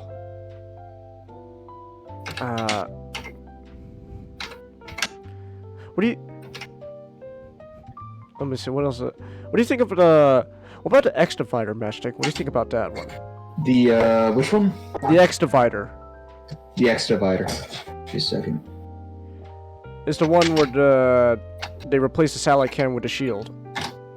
Oh, I like that. It got a lot of use. Yeah. Yeah. With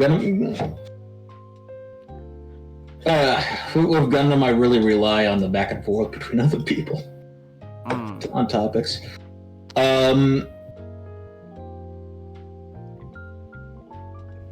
Good. Your new type dolphins.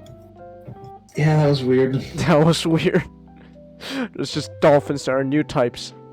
Oh, wait, no, but what we know about dolphins, that's not a good thing.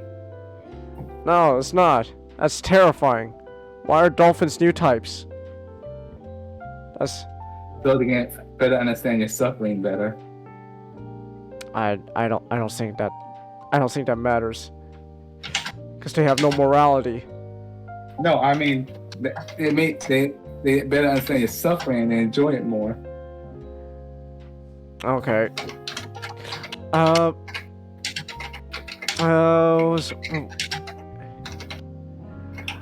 else is there? Like, I don't know. Like, I feel like this is more of a show where,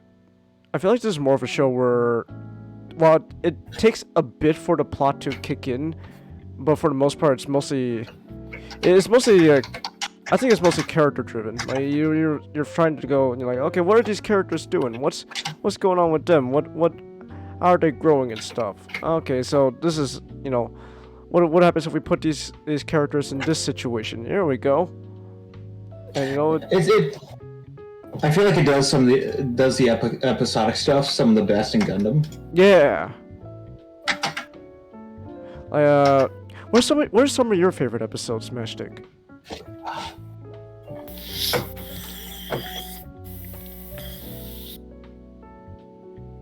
I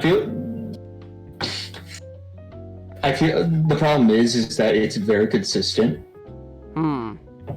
With its quality. So choosing a specific episode is really fucking tough. Okay. Maybe episode 15. Why not? The one where we just go in and I feel like a lot of the episodes which explore the side characters, like Tonya and Roybia and Wits, like some of their episodes are ones that I really like. Yeah. Yeah, they're pretty neat.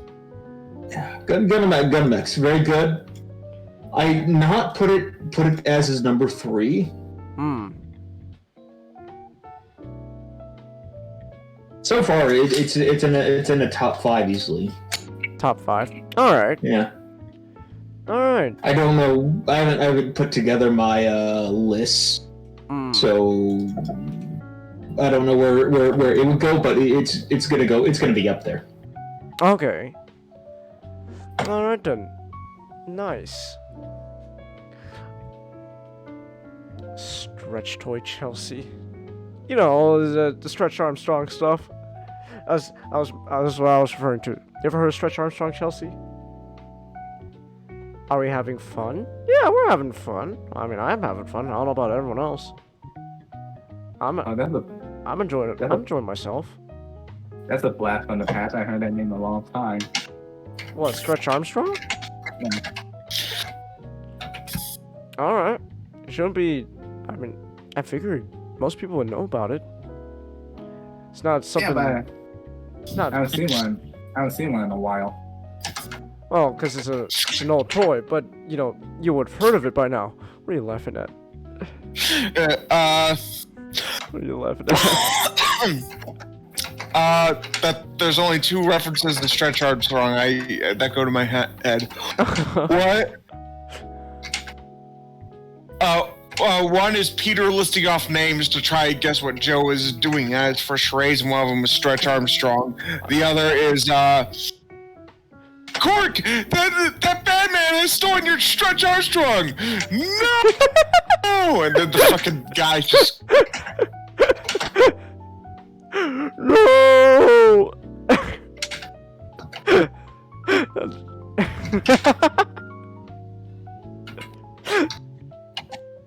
Oh no.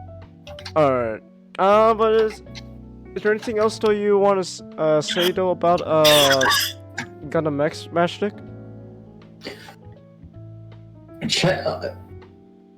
Damn fucking shame that it was cut down in those 10 episodes. Yeah. Yeah, I wish I had more. I guess. Oh, ultimately though, it's just people didn't like it back then, for some reason. I wish Not was here. He usually knows this type of stuff, like why it didn't do well back then and stuff. Also, I think also Bandai did some funny stuff with the time slot. Oh, did they? Ah, Bandai, you bastards. The good old switcheroo of the time slot, so that way, you know, oh man, where'd the show go? I guess it's missing. No, it's just moved time slots. That if that is the case, that would explain quite a bit. That's Okay, Baba. Alright. Any, but any like closing thoughts? Not really. It's surprisingly a really good series. It's very underrated too. It's not like Arkham Origins where 100 people will sit and get a room of Arkham fans into a room and all of them will say, yeah, Origins was underrated. But it's not actually underrated. Alright. But I mean, like Gundam fans, you get like 100 Gundam fans, you got like 3 people who've seen it, and the rest are like, oh yeah, that's that one show they haven't got that they haven't seen. All right then. So, no, go ahead, comment. I was gonna put that black Gundam X in the background. Oh, ooh, that actually looks nice. I think maybe instead of the purple, you kept that like either the yellow or maybe green, and it would look real cool, real good. Maybe even white. I don't mind the purple on the. I think if you're gonna put purple on black, I don't know about the yellow V fin. Maybe make that either purple itself or like some kind of white. Hey, it worked for the Titans. Oh yeah. That's true, the Titans. I don't know. I don't know. I don't mind the color scheme. I don't know. I think something works better. Like comparing it to.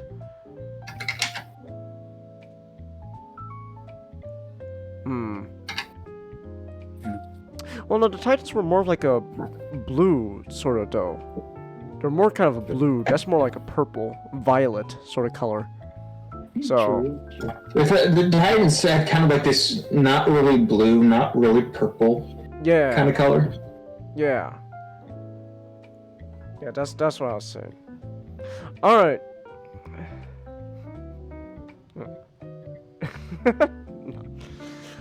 All right. Real quick, I need to use the restroom. Same. All right. So, you use the restroom. All right. So let me go use the restroom. But we will be back real quick. I really need to like set up like a please wait sort of like loading screen when I go use the restroom and stuff. In the meantime, let's just go back to like the starting screen here. Hold on. Let me just type this in real quick. Let me just type this in real quick.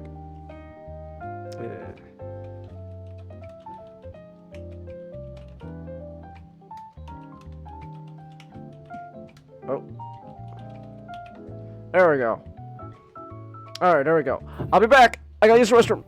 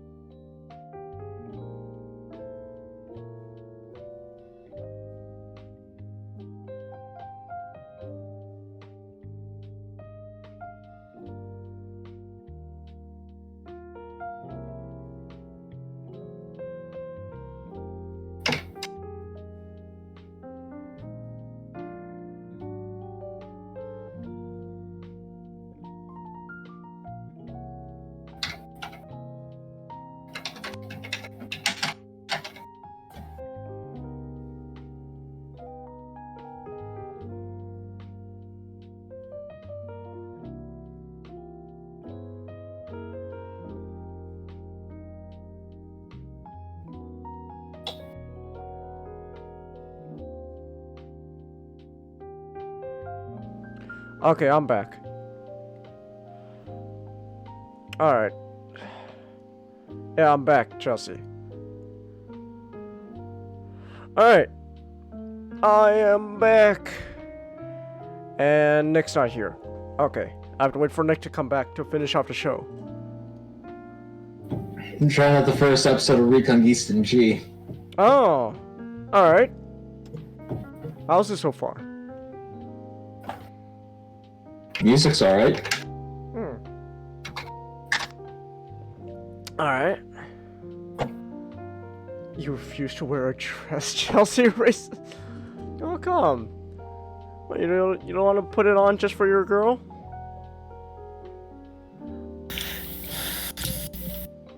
Hey, I hear you. Welcome back. Yep. Yeah. Alright. Also, Changhis, I found this image. Oh no. I'm gonna DM it to you. Oh no. Whenever you DM me images, I'm scared.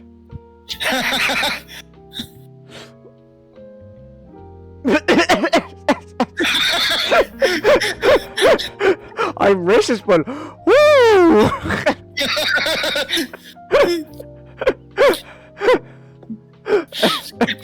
Priorities. Priorities. You're gonna bribe Ray to wear a dress, Chelsea? Oh, come on. Come on, Ray, do it for your girl. It's just a one-time thing. Come on. Oh, Chelsea wants to see what you messaged me, Nick. I thought Reconquista G was gonna be like a 50 episode and also dubbed. Nah, It's 25, huh? yeah, it's a short series. I know that recently G Reco's been turned into a series of movies that are still ongoing at the moment. So, and I think like it was the movies they added some scenes as well as like cleaned up the animation. So I believe, like, I could be wrong. I think Tomino considers the movies like the way to watch G Reco, but the thing is, you know, not all the movies are out yet or available for us to watch. Yeah. Yeah. You're watching Fruit Basket and a man is wearing a dress. Have you heard Restroom Break been dubbed soon? Oh, what was that? It's already out. Wait, what you ask, Comment? Oh, Which of these dubs already out? Yeah, it's well, I know the prologue at least has been dubbed. By already out, I mean it's coming out. But Just started. yeah, but I know the prologue itself has been dubbed though, so you could check it out. Ah. Yeah. His zodiac is a snake and has long hair. I do not like long hair. It's impossible for me to keep long hair because it gets all tangled up, and because I don't have straight hair, it gets all tangled up and curly and just becomes a hassle when you're trying to wash your hair. So I don't like long hair. All right, so we are down to our fourth and final topic. We are going to end this stream before midnight. This is the first time we've had a 2 cents live podcast that ended before midnight. That's wild. That's wild when you think about it, because we usually go for a long If only time. we had not we had not in general to all bounce off this Gundam stuff into a. But all right. But so Ray doesn't like long hair either, Chelsea. I suppose. All right. But so the last final topic is not really a big brain. It's more just it's just something I've been thinking of for like a while now. Nothing really concrete, admittedly, but it's just something I've been thinking of. I kind of want just to talk about it. I've been thinking a lot about our man, our boy, the one and only Peter Cullen, the voice of Optimus Prime. the original voice of Optimus Prime. He is considered the voice of Optimus Prime. He's like Kevin Conroy to Batman to Optimus Prime. Like when people think of this robot, they think of Peter Cullen as his voice. So, more or less, I just wanted to sort of reminisce about, his time as Optimus Prime and how, honestly,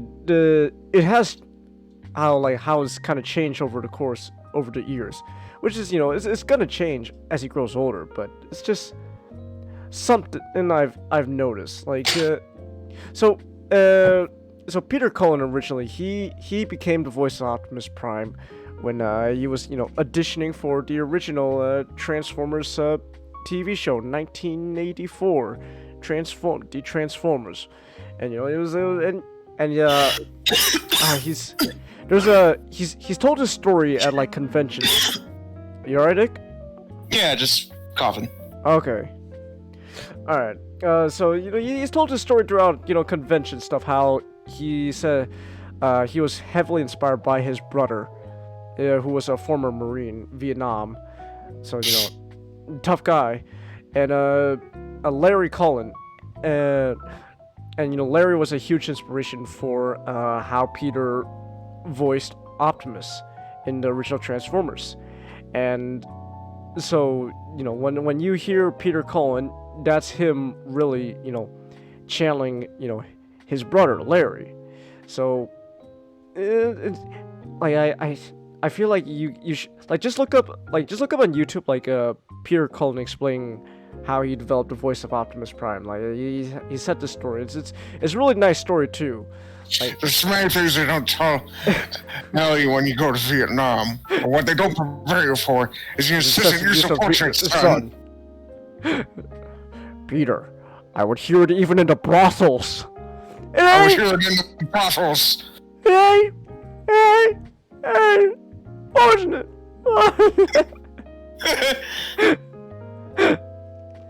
But the most iconic thing though that Peter always says about Larry is when he was giving Peter the inspiration, for the voice.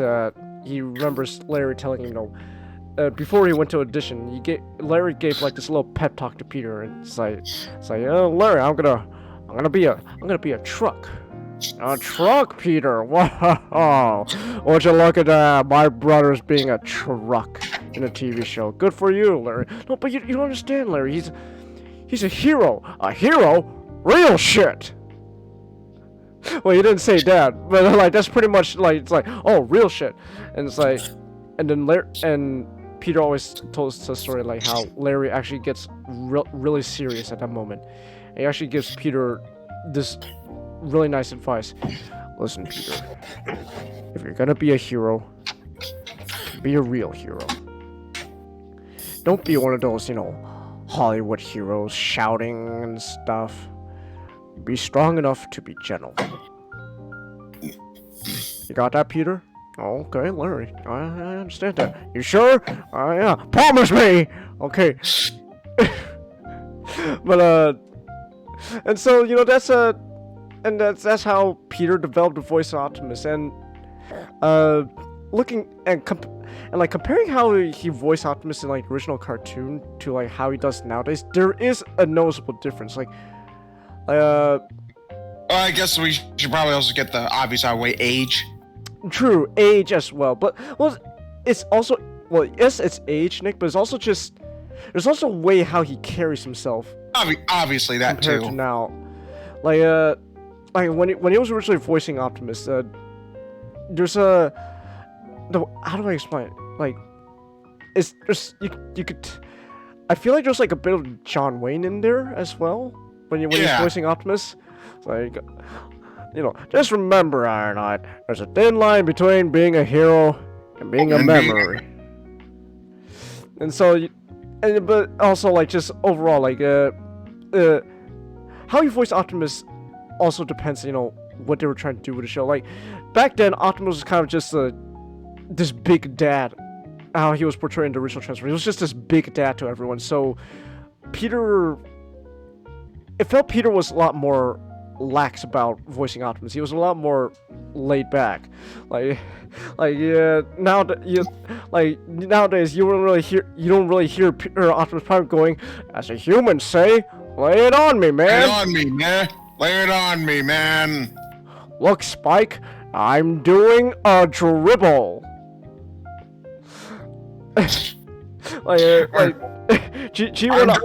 Spike, look at me. I'm doing what these kids call a Fortnite. Spike? What is it, Optimus? I don't understand what the kids are doing nowadays. There's something called a Tide Pod Challenge? What is that? You don't want to do that, Optimus. Bam! Help me! I've done the Tide Pod Challenge! It tastes terrible! Oh. When you say his voice is kind of more grandfather-ish? I don't know, but now or back then? Now. Now, no. See, now there's. See, now the way. Hold on. Keep that thought. I just had this. What's going on, Optimus? I'm shutting the base down for a couple of days. There's apparently an asbestos leak. I don't see what's wrong with it. I mean, it has the term "best" in it. I've been affected! And someone called Gumya! Get the hell away from me! No, we should both of us have to die! But also another thing, not only, I guess also just to mention it, since we always like voicing these two characters together, Peter not only got the role of Optimus, but he also got the voice for Ironhide. Pram! So, while Optimus was kind of, while back then, way Peter voiced Optimus was more that, chillax dad, hey man, come on. Bumblebee, stop it! Come on, man, Bumblebee! Acting crazy out there, man. And then but with Ironhide, he was more that tough kind of guy with a very strong, that strong sort of gruff southern accent going on. But Pram, Pam, I think I've got Pinker. Give it to me. What are you doing, Pam? I will not do the presidential fitness test.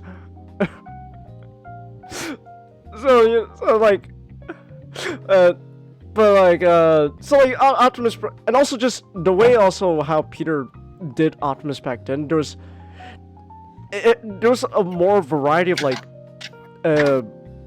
range of emotions he was able to express back then, and part of it is just how Optimus was back then.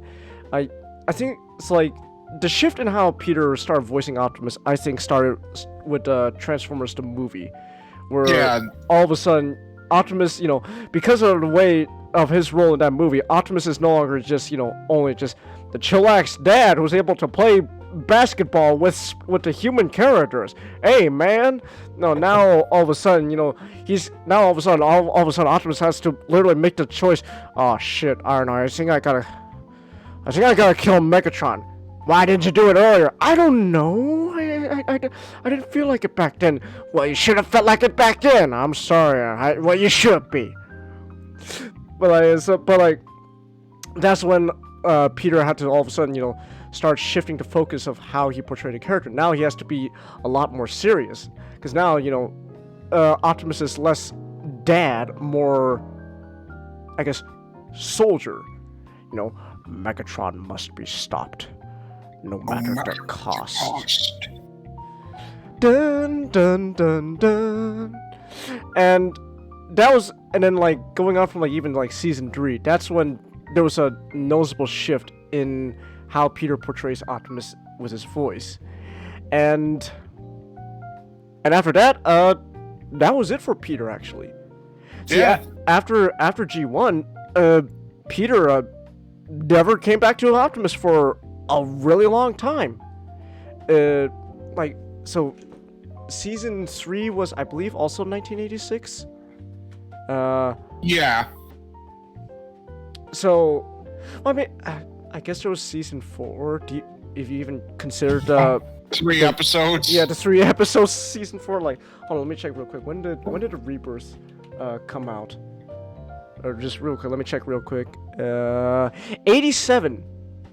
So Peter Cullen was last time Peter Cullen voiced Optimus Prime before he ever came back into live action movies was 1987. So Peter literally did not voice Optimus for 20 years 20 afterwards. years! Holy shit! Yeah, 20 years after that, Peter never touched Optimus, and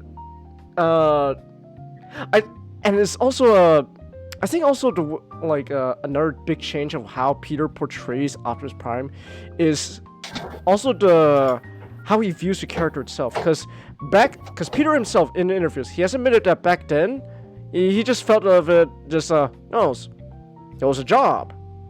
Like, Larry gave really good advice, but, ultimately, it was just a gig. I get to be a childhood hero to people. That's neato. Hey, cool, I get to be a good role model to the kids and stuff. But then, I think it was BotCon. Yeah, it was BotCon, where Peter actually, they actually got Peter Cullen to go to BotCon. And when it was, Peter's, turn to, come onto the panel, he got a fucking standing ovation for 30 minutes straight. I remember seeing Brendan Fraser after 6 minutes of a standing ovation and just imagine 30. Well, my man Brendan fucking deserves it. That man is amazing. That man deserves an hour of standing ovation.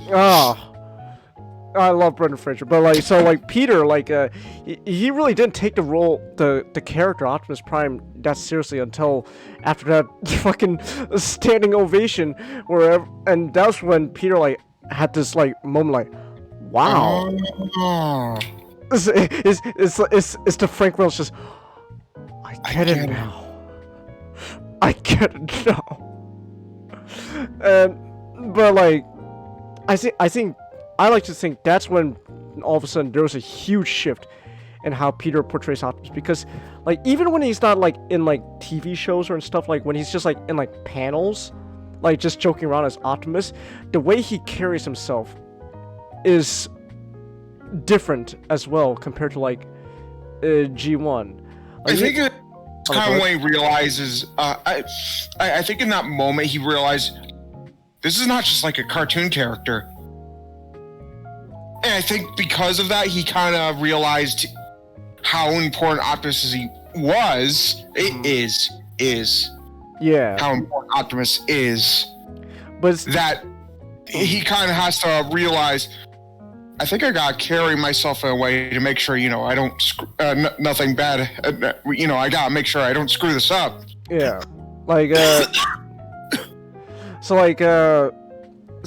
Now, even off show, the way Peter carries himself as Optimus Prime, there's a sense of very grandiose to it, very much just the way he always talks as Optimus now. There's this inflection of everything he says is pretty kind of serious in a sense, Ironhide. Back then he'll be come on Ironhide, let's just calm down. But now the way he carries himself, even now, Ironhide, to calm down. Pretty much, actually, just you need to calm down, Ironhide. But Prime, calm down. Okay, so in other words, Peter is not gonna voice Optimus the way me and Nick put Optimus in. We're not gonna make. He's not gonna go. Oh man, he's not likely to go. Ironhide, I think I have an asbestos infection. Get away from me, Pam! No, come here! I've been infected! Get away from me! Hey, there's a reason both of us have to die! Well, it's a comedy, so wouldn't he be more okay with voicing it differently since it's more for comedic value? Maybe, but it's Peter has shown that he's able to change the way he carries Optimus, as even in this current age, because I'm gonna just straight up say it. I think some of Peter's best works as Optimus Prime, straight up, is the live action movies. I think I'm gonna be honest. Okay, I think Peter's best work in live action movies as Optimus Prime so far has been Dark of the Moon and Age of Extinction. Aren't those like some of the worst? Those are some of the worst movies. Yeah. Those are some. You tried so hard, you got so far. Also, It didn't even matter. and how seriously he takes Optimus Prime. I heard that he refuses to voice any evil Optimus Prime. So like he'll never voice he'll never do like a Shattered Glass. And that didn't change though for some of the lines he said in the movie though, Peter. And to be fair, I'm pretty sure Peter's reasoning is just pretty much, come on Peter, look, you don't like it, but that blockbuster summer movie that's putting food on the table, Peter. Just plus right. A lot of people want you to still be Optimus. Just go through it, Peter. You'll be fine. You'll be fine. Good. All right, my first impressions. All right, half an episode through Reconquisting. It feels like I've been thrown in like 3 episodes in to a regular series. Oh, just fucking throws you into the deep end? Alright. Just throws you. I can respect that, but I feel like it should have. Maybe this should have been a longer series. Alright. Alright. Back to Mr. Cullen. Alright. I genuinely think that some of his best works is Optimus is in the movies. Have you seen like the behind the scenes footage of for some of the voice work for Age of Extinction? I don't think so. There's I know it should still be on YouTube. I'll find it after the podcast. But there was this whole video where they were doing this whole behind the scenes kind of documentary on doing the voice work for Optimus, and it's really interesting what they were doing there, because the way they described it was they were trying to make Peter voice Optimus in a more human way than usual. They want Optimus to be a lot more emotional, and I think some of the clips they used in the documentary doesn't really do it justice. I think some lines in the movie itself is you could tell Peter's really trying his best to be bring out a really emotional Optimus. You shouldn't really hear Optimus going around saying "I'll kill you," but I'd say I hate to say it, but that whole first scene where you meet Optimus and he's threatening to humans in Age of Extinction, I think that's actually an example of Peter really doing good voice work there of Optimus. There's a variety of range going on there. It's you could tell Optimus is he's got this tone of anger, but just also just really just this hint of sadness behind please get away, I'll kill you. Yeah. And it's and so you could tell even in this age Peter can still do a really good job voicing Optimus in a variety of ways. But I don't know, I find it interesting, and it's ironic, kind of sucks though that the movies I think are some of his best voice work, because those movies are not the best. I just thought of something. Oh, go ahead. What?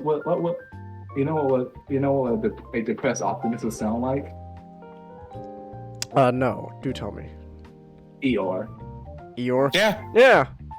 Yeah. Fun fact, Mash. Peter Cullen voiced Eeyore. I'm not gonna be able to hear that now.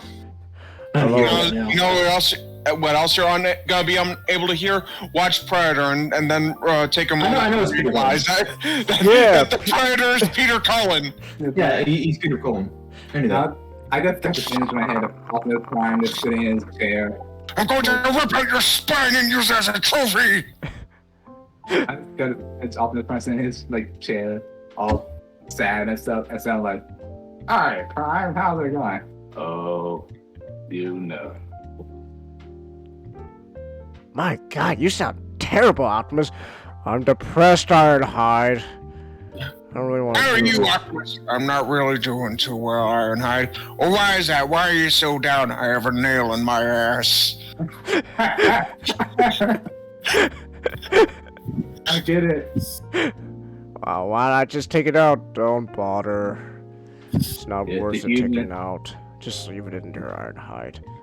I tried playing this game with the humans called Pin the Tail on the Donkey. What happened? Turns out I was the donkey. Oh. Yeah. You want me to get Ratchet? No. Just let me wallow.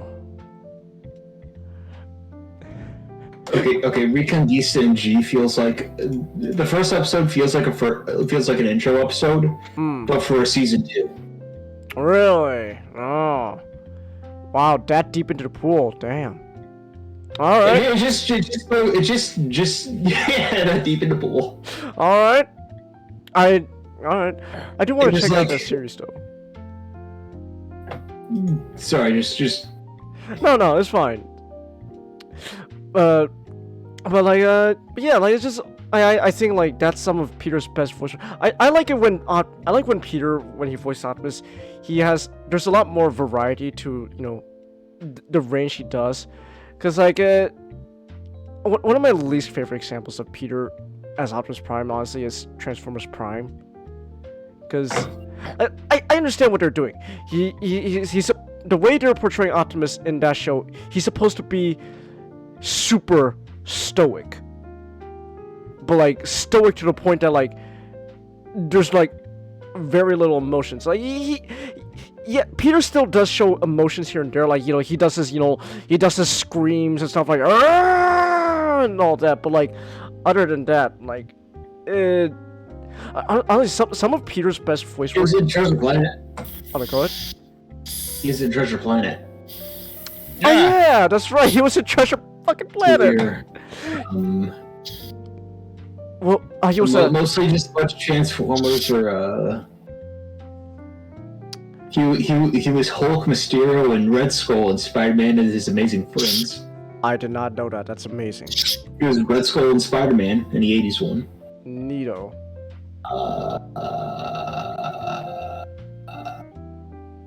Nothing I recognize. Transformers. He's done a lot of Transformers and stuff. He was also he was on the original Ninja Turtles as well. He was you like this Nick? He was Napoleon.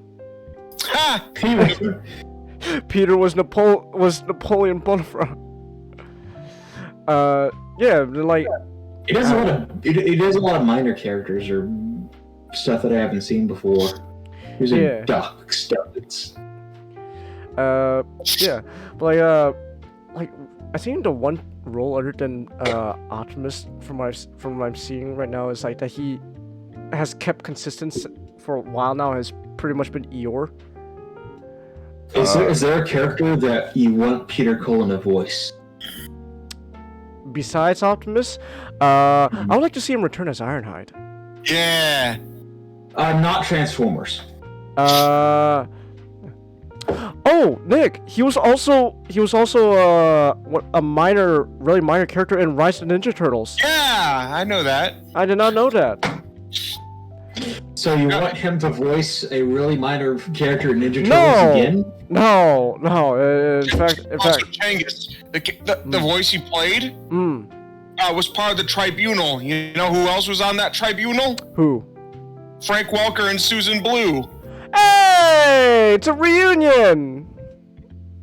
That's really cool. Yeah.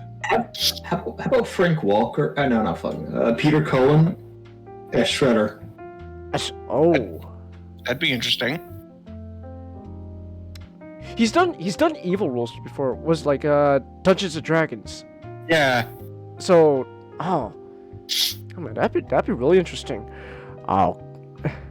I'll get you next time, turtles.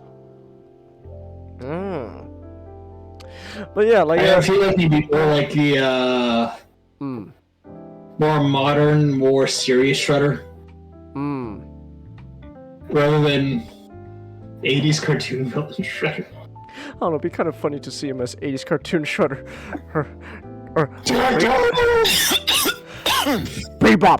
Bebop, rock steady! I told you to turn the turtles into turtle soup with this laser! Why didn't you do it? Busted, the laser doesn't work. Then why don't you fix it?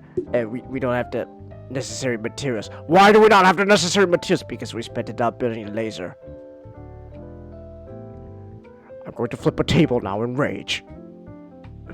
Who'd you put Peter Cullen as in Marvel or DC? Oh, that's a good question.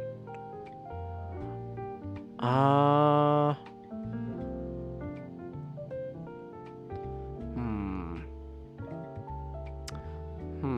don't know.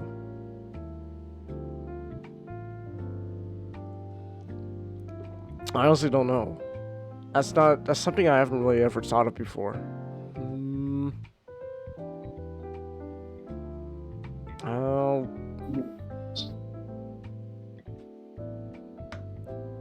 don't know. I honestly really don't know.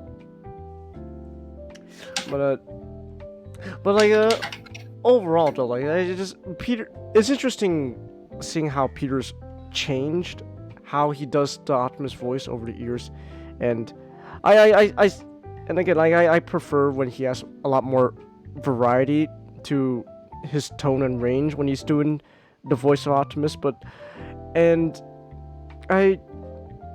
it's just something I've been thinking of, because I've been writing so much for Expressnik, so like I just like a lot of times I'm just thinking, I kind of want to know, like, I don't know, can we, like, if Express was a real show, if we got Peter Cullen, could we like bring out like a lot more of that, like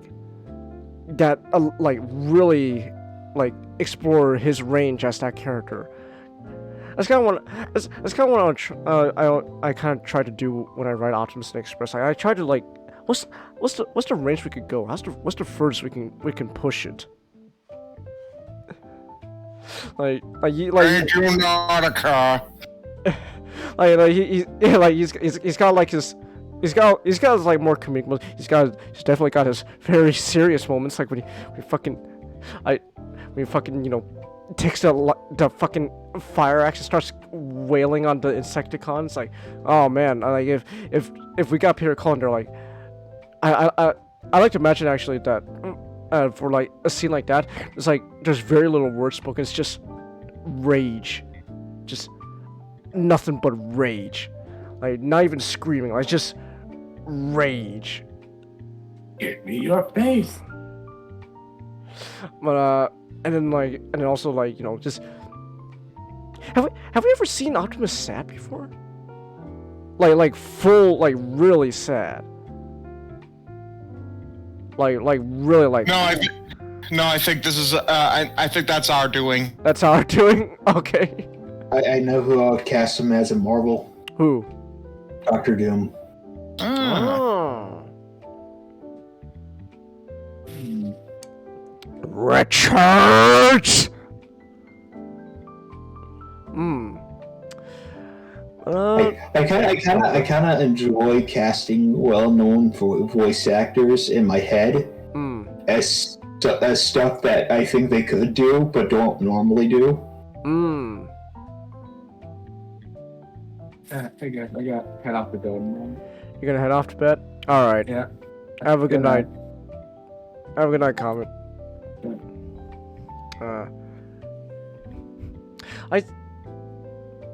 Overall, I think though ultimately,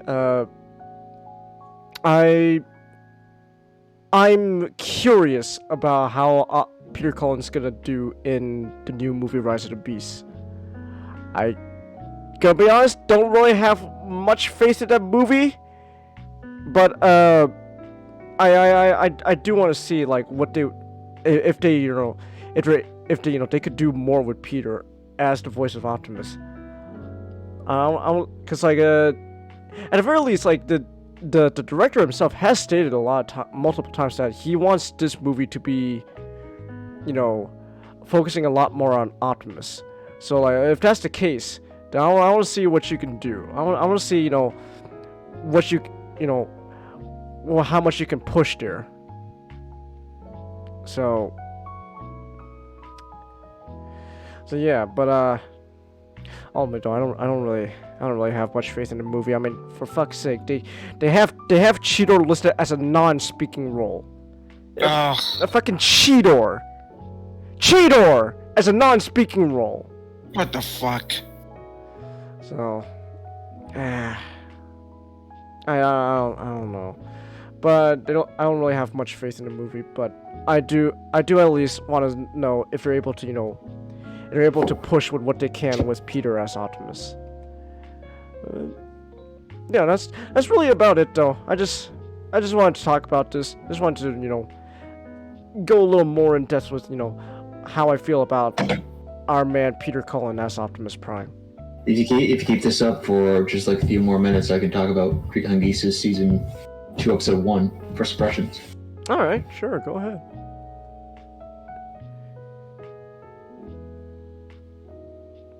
Oh, I mean you want us to like delay it for a few minutes. All right. I can do an extra little topic here. Changhis episode 1, First Impressions. All right.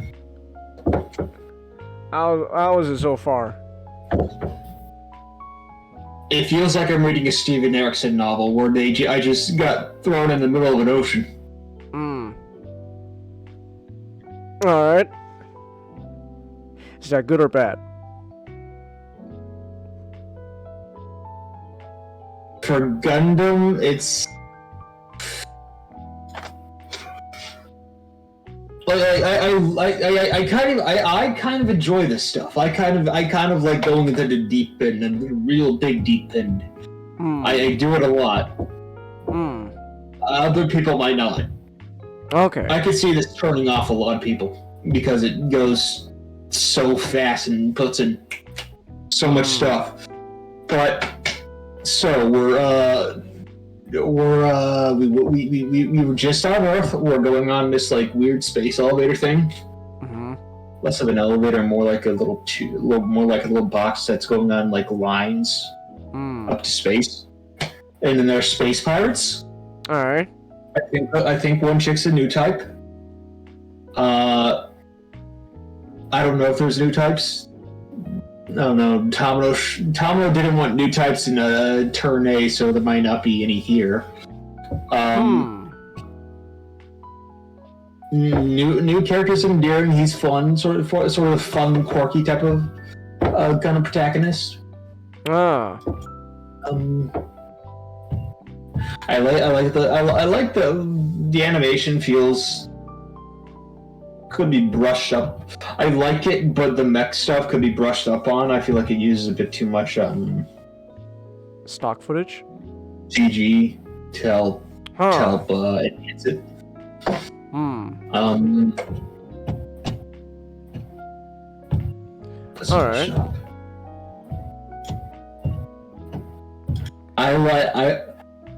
I find it all right. All right. It's not bad. It's not great, but it's all right. And from the first episode alone, I feel like it could have used more episodes. That's my big turn away. Okay. All right then. Thanks for the stream. No problem, Chelsea. Yeah. All right. Yeah, that's really all we got for tonight for the podcast. Short podcast. Only Peter Cullen as Orion. From DC. That'd be interesting. That would be. It technically wouldn't be the first time he's played an Orion.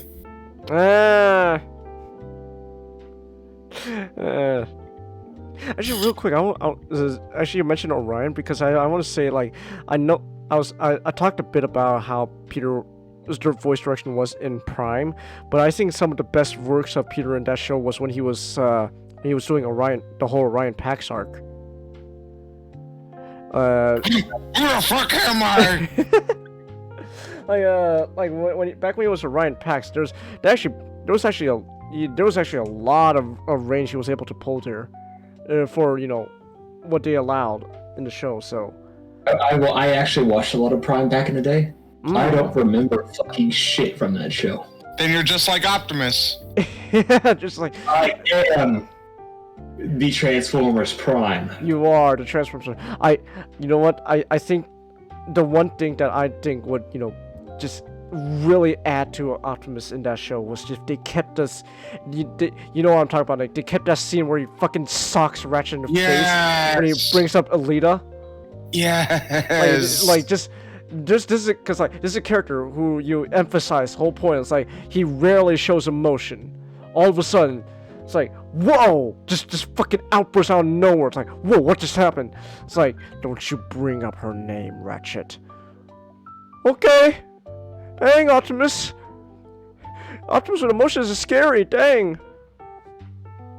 So like if they kept that in, I think it'd be like yeah. I do. Some actors I do wish would do more than just their famous roles. Because when you look to Kevin Conroy and you see him like doing Captain Sunshine from Venture Bros, or like he plays Hush in Arkham City. And he's really sinister about it. A cold calculating sinister. I wish these more famous actors who just do one role do more, because a lot of them. I feel like a lot of them tend to be really good, but just stick with what makes them what they like and makes them a lot of money. Captain Sunshine. He's like should have been really good in that. Nick, back me up. Oh yeah, definitely. Oh, okay. Alright then. To be fair, Venture Bros was just a top tier quality show.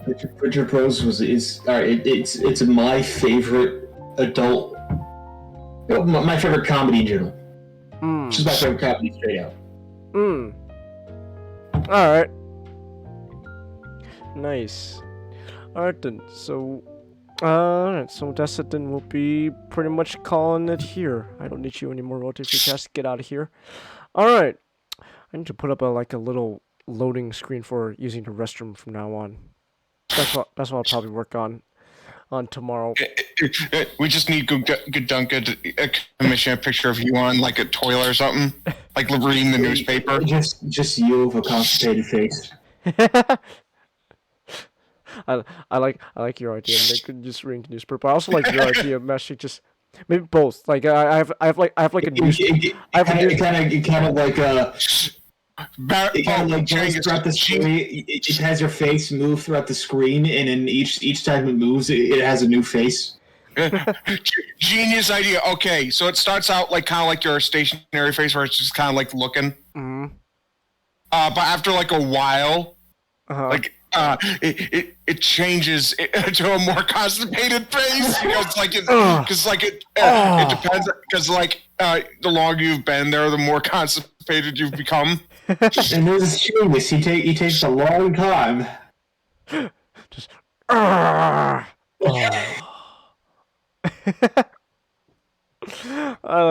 should like the idea. Yeah, I'll try to talk to Gundam about it. Alright, but so with that said then, we'll be calling it here, so thanks to everyone who showed up, yeah, short stream, only not even 3 hours long, so with that said then, we'll be calling it here tomorrow, if nothing has changed, and not still good, then, me and you, Nick, we get to see not suffer another round. So yeah, all right. So that's it then. gonna call it here. So thank you everyone who came, and we'll see you tomorrow for Shadow the Hedgehog. So until then, good night.